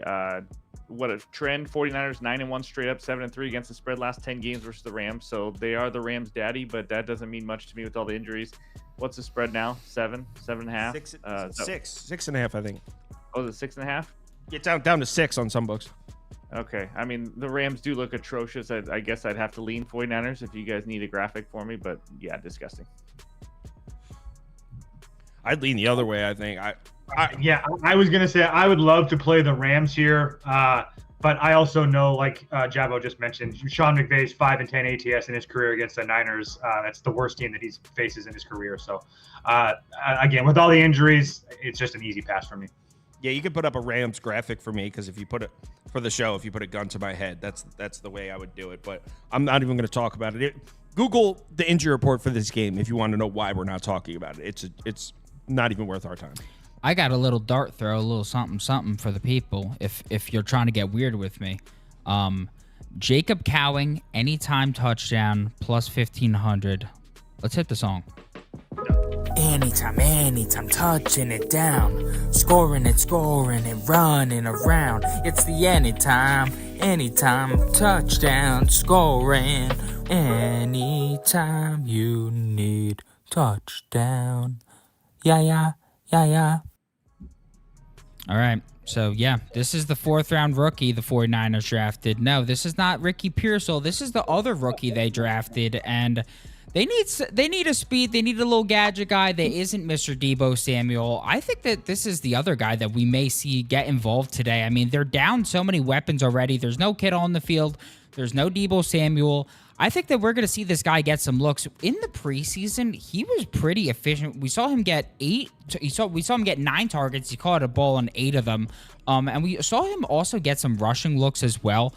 I wouldn't be surprised if we see this guy get a little nice reverse end around here into the end zone. All I'm saying is that at plus 1,500, the worst scoring odds on the board, I thought that was simply ridiculous here. If you saw Ronnie Bell's debut for the 49ers last year, he was a rookie for them last year, the pick out of Michigan. He scored, and he had pretty similar ridiculous odds. I believe it was something around like 850. So to get plus 1,500, I thought that was stupid. Just think if you want a little dart throw, just had to get the song on the screen. This is something someone said, can somebody explain the fruit in the sink montage? No.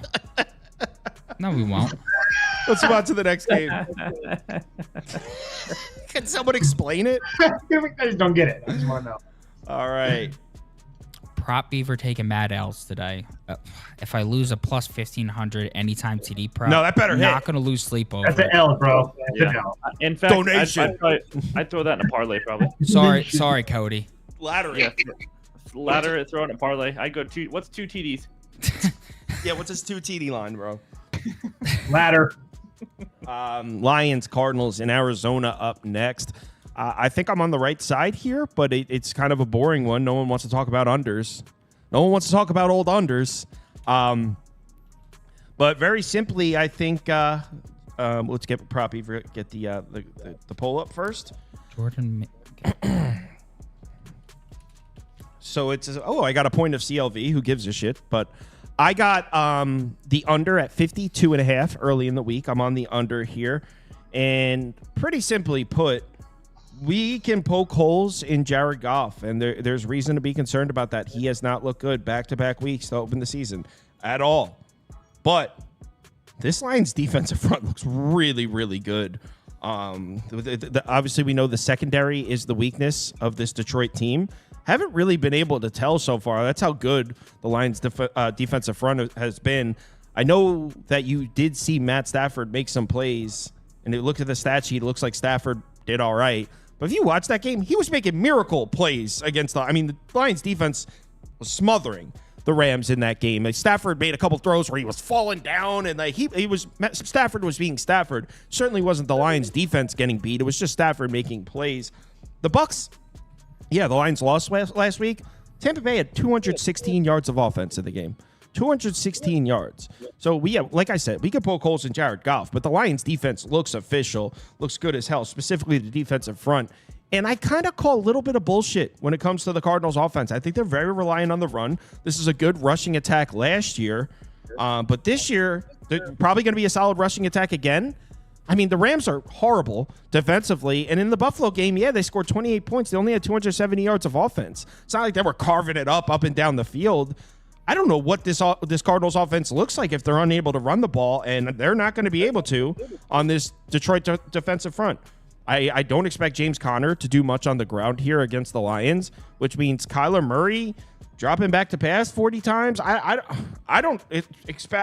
think both offenses are going to struggle.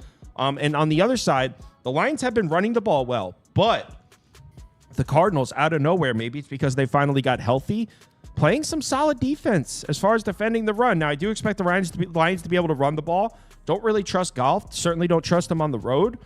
The way that these two teams look so far in the season, 52.5 was way too high. Still think 51.5 too high. Anything over 50, I would go under here. I don't mind that look, actually. I will say the Rams had like all third-string offensive linemen last week, but still. Lions, wait. That was first week, you mean? Oh, yeah. It wasn't quite as bad as in week 1. Correct, yeah. Lions, you don't want to piss off Dan Campbell. 9-0 against the spread following a loss. They bounced back well. If I had to lean on a side, it's the Lions here. I just think this is a great buy low spot for them. But my best bet is the other receiver in that ladder parlay also. But just his original line, Marvin Harrison. I don't know why I didn't say it. Over 59.5 receiving yards. I was like, wait, that's his dad. Over 59.5 receiving yards. He caught 4 of 8 targets, and the game was an absolute blowout. He had 130 yards. I liked what I saw.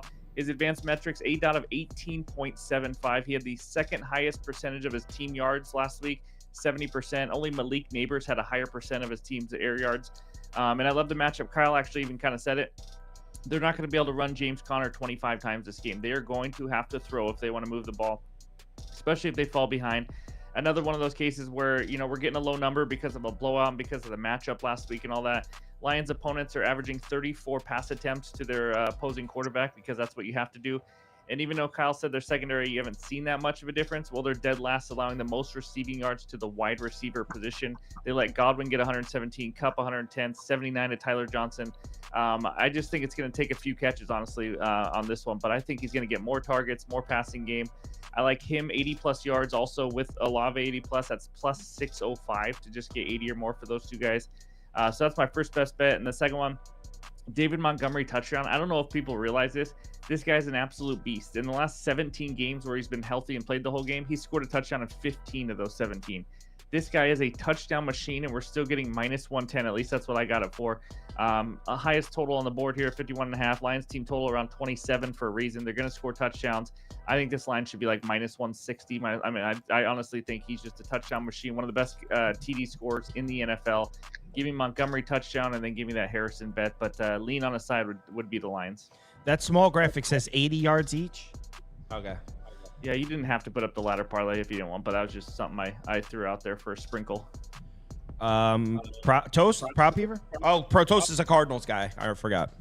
Yeah, cards plus 3 for me. I get that the Lions are really good, especially coming off of a loss, but Kyler Murray is just different, and I'm going to continue to bet him until he gives me a reason not to. So I know that you guys all hate him. He continues to make you money, so keep on hating. But cards plus 3. Cards. That's Prop Beaver. I want to hear his rebuttal. I will say Kyler Murray shut my ass up good last week. I mean, You're fading Kyler again. I will say, Kyler hasn't been good since 2021, and he put up a perfect passer rating. That was pretty humbling. Yeah, I am fading Kyler again because what does Kyler do? He struggles. He's really good as an underdog. He struggles to be consistent, and I'm going to bank on that again. Doing some line reading here. His rush yards line is super weird. I mean, this is a guy who's rushed for 59 and 50 plus yards in back-to-back games. The rush yards line is super low. James Conner's line is super low. If the Cardinals aren't going to be able to run the ball here, then I just don't have faith on him being able to put up back-to-back fantastic effort through the year. So, yeah, I'm gonna back the bounce back effort for Detroit here. I think the Cardinals pass rush looked pretty good last game, but I think it was all bullshit. I think the Rams missing pretty much their entire offensive line made them look better than it is. And once they face a real offensive line, they're going to look quite weak this week. So, yeah, give me the lines. I can't believe you are fading Kyler Murray again. I'll fade his ass twice on Tuesday. That's the classic overthinking it right there, ladies and gentlemen. There was actually zero overthinking. It was actually maybe underthinking. Like underthinking. you're talking weird lines and stuff like that. It looks like you're just trying to find ways to fade my guy. That's what it looks like. I don't know. I'm just saying. That's what it looks like. Listen, everybody's got to be a certified hater of somebody. I'm a certified hater of Kyler Murray, baby. Does anybody know the line of this before the season? Because, it feels like there's no value of the Cardinals getting only that many points. It feels like it was Lions minus probably close to a touchdown, I would guess, in this one. Yeah, I don't know it offhand, but it might have been close to a touchdown, yeah. Yeah, I don't know. Next game. Just really quickly, everybody that's asking me about MLB, I will post it in the Discord and the site as soon as the show's over. Yeah, so hold your horses. Sunday night football. Chiefs, Falcons in hot Atlanta. Falcons came through for me just a few days ago. Falcons plus 5.5. I enjoyed it. I got to see Philadelphia lose. I got to see my bets win. And also, on that same play, I won my bet. I saw the city that I hate with every fiber of my being lose on primetime in front of their home fans. And that Drake London touchdown gave me a fantasy win as well, all in one moment. Wow. Just the overall climax for me as a human. It was a great night. Was that a figure or literal climax? It was both. It was nice. Every meaning of the word climax happened at that moment. We can just let Toast go first on this one. Yeah, go ahead, Toast. Why do I have to go? Yeah, wait. Why is he going first? Oh. I do have 3 bets. I think you pissed Prop Beaver off. No, because I already know his bet. Is it the same? It might be the same bet as me, honestly. This one. Chiefs -3. Kelsey anytime touchdown. Kelsey over 47.5. Let's go. Receiving It's not yards. Koo over field goals? No, that's me. Oh, okay. Wow, I'm shocked. I saw a field goal graphic. I thought it was you. I'm not gonna lie to you guys. My uncle, who also does this professionally, convinced me of this bet. He thinks that this Kansas City team is just going to absolutely shred the zone defense of the Atlanta Falcons. So Okay. I believe him. He knows what he's doing. Chiefs -3. Kelsey should shred him again. Let's do this. Okay. Yeah, 100%. It's Patrick Mahomes against zone coverage. He was struggling against man coverage last year, but against zone coverage, Mahomes, Kelsey, Rashee Rice. The yards per route run, the efficiency numbers, the passer rating numbers, insanely efficient against zone coverage. So, yes, your uncle's a smart man for that. Couldn't agree more. I am on the Chiefs as well. And also, if you're looking for props, you look Travis Kelce or Rashee Rice because those are the numbers from last year. Against zone coverage, those connections eat. That being said, there's more to it. I'm on the Chiefs. It's definitely Chiefs -3. When it hit 3, I was on it. I was probably going to play the Chiefs at 3.5 if it closed at that. So, yeah, I'm on the Chiefs also. But conversely, on the other side, look, I loved what I saw Monday night. Kirk Cousins looked okay. The Eagles don't have a pass rush, and when they were able to generate the tiniest bit of pressure, we saw it affect Kirk Cousins. I mean, at this point in his career, he was never the most mobile guy, but at this point in his career, coming off the injury, he's struggling with mobility. Now, when he has a clean pocket, I'd still take him in certain spots to make some plays and make the throws. He is an accurate thrower of the ball, but we're talking about Spagnuolo on primetime against a quarterback he knows can't move. Spags is going to come out with some blitz packages that it's going to put Kirk Cousins in a blender for this one. So in addition to liking the matchup for Patrick Mahomes against Raheem Morris and that Falcons defense, I also think Spagnuolo is going to put Cousins in a situation here. So yeah, it's a primetime game. We probably won't see a blowout, but I think on paper it should be a blowout.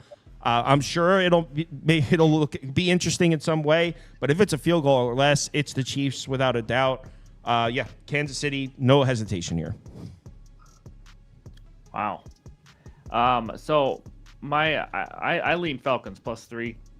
I didn't bet it. I wanted to put 3.5, but that's not my best bet in this game. But I do agree with you on what they could do to Kirk Cousins. But guys, Patrick Mahomes is playing like an average quarterback right now. Like, you guys keep throwing out the word Kelsey. He's not a top 5 tight end in this league. I mean, he's not that good right now. Let's just be honest for what it is.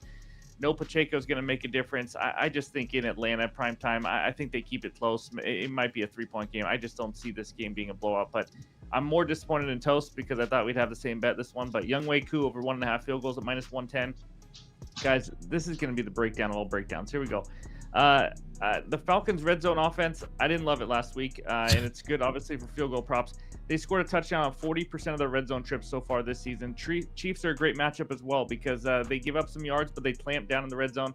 They've allowed 8 red zone trips this season, only allowed 3 touchdowns. They've also allowed the second most field goal attempts this season to their opponents. Justin Tucker, 3 field goal attempts. Evan McPherson, 4 field goal attempts.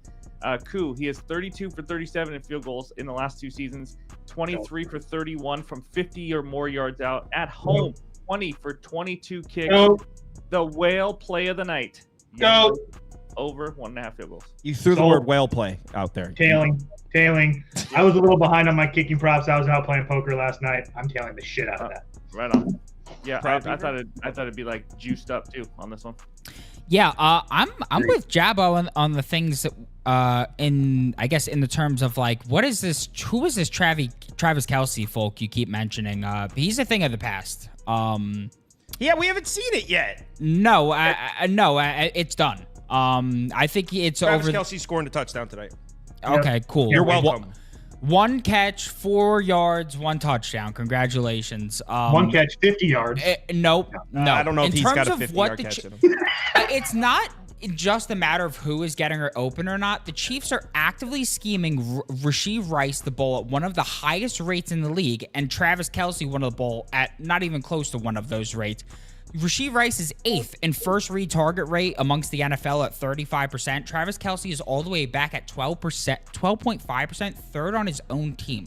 Why is first read target rate very important? Well, 66% of first read targets what leads to, God damn it, I forgot the stat. Now that doesn't really mean anything, but it's important. First read target rate is important, okay? It's important. It's important, okay? Just trust me. I'm sharp.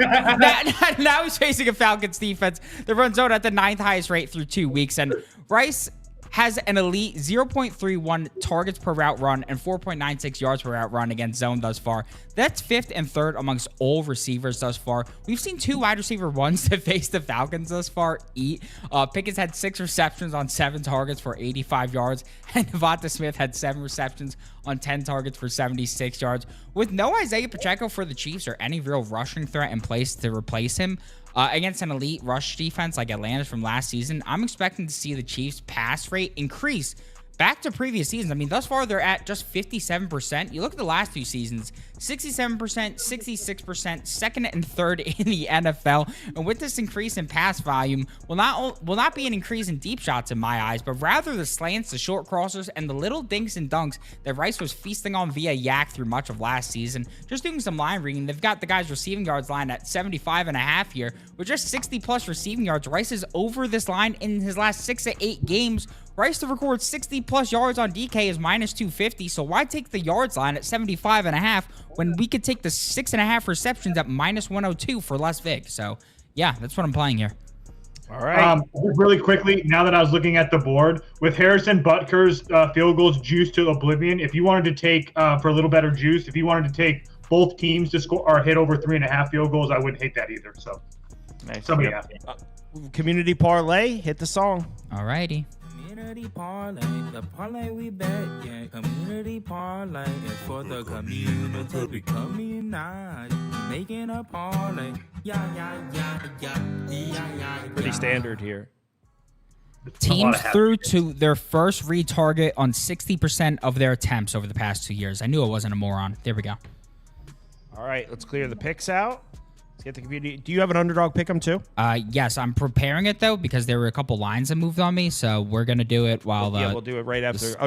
We got an underdog pick 'em too. If you're into some props, right after the community parlay. Yeah. All right, community parlay. Let's get the votes going. And the first one is they like the Eagles or the Saints. They like the Saints in that. Saints, Steelers,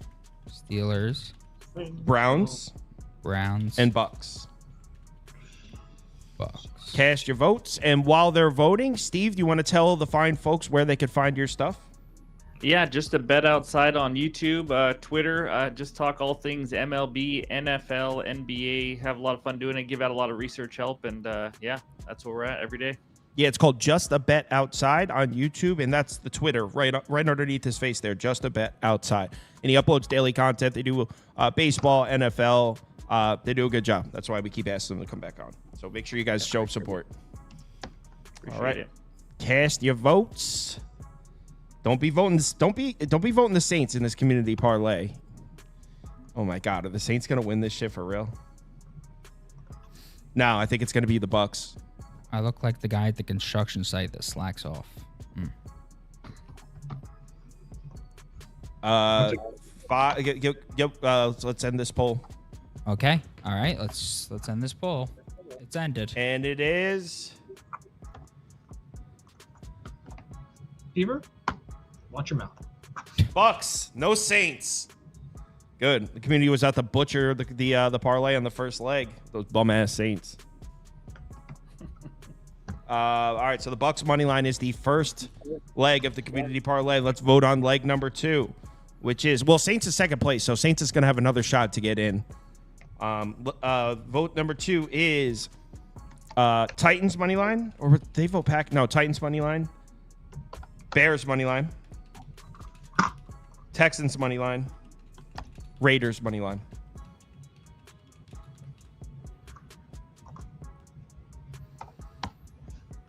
Cast your votes. What's your guys' favorite play of the day?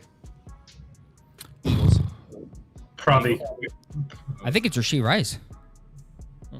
I mean, honestly, after that display, probably Travis Kelce over everything. Yeah. Okay. I love you, Beaver. Nah, Travis Kelce will score a touchdown tonight. May score. It's not about the touchdown, stats, Beaver. It's fucking prime time, and they'll scheme dude's done. something up. The dude is done getting They'll schemed give up. him one of those easy like looks. bullshit little screen underneath screens. He's on the done floor. getting those schemed up, bro. It's Rasheed Rice time, bro. It's done. Okay, My yeah. favorite bet there, Baron, by the way. I'm not saying Travis Kelce's going to go out and have a career day. I'm saying Andy Reid will get him a bullshit underneath screen to score him a touchdown, even if Okay. he's not having a good game. Okay. Well, sir, Toast took an over of his receiving yards. Cast your votes. What is this? I'm trying to tell him, hey, maybe look Rasheed Rice this way. I did, but everybody's going to be picking Rasheed Rice, and no one's going to want Travis Kelce. Rasheed. Oh, I see No, plenty of motherfuckers on Rasheed Rice. Kelsey. Oh, it's the bounce back for Kelsey. It's the bounce back.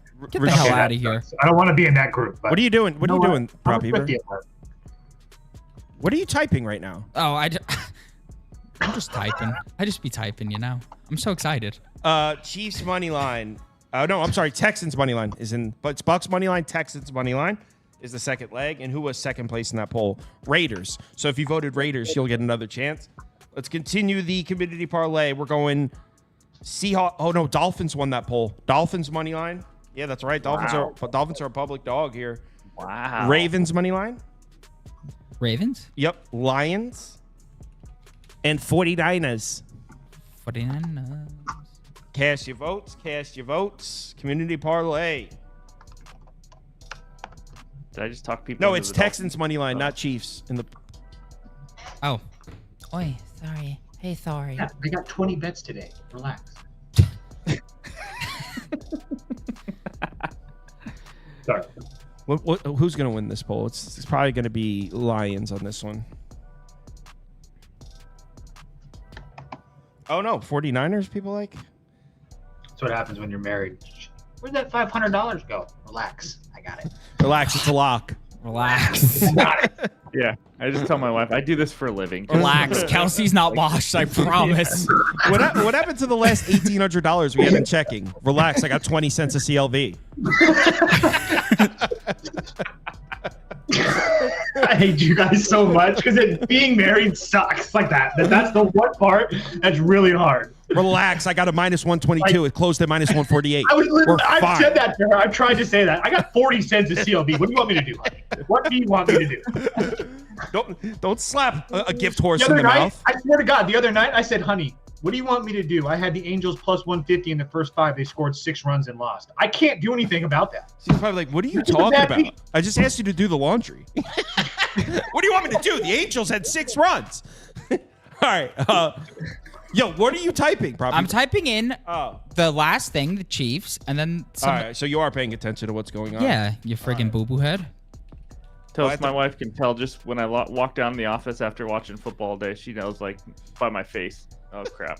He didn't have. She a good knows day. whether or not I've been cutting my wrists. Oh shit! That's probably not a cool thing to joke about. Yeah, jeez. Self-harm isn't cool. Hey. Last Sunday was tough, though. Thank God.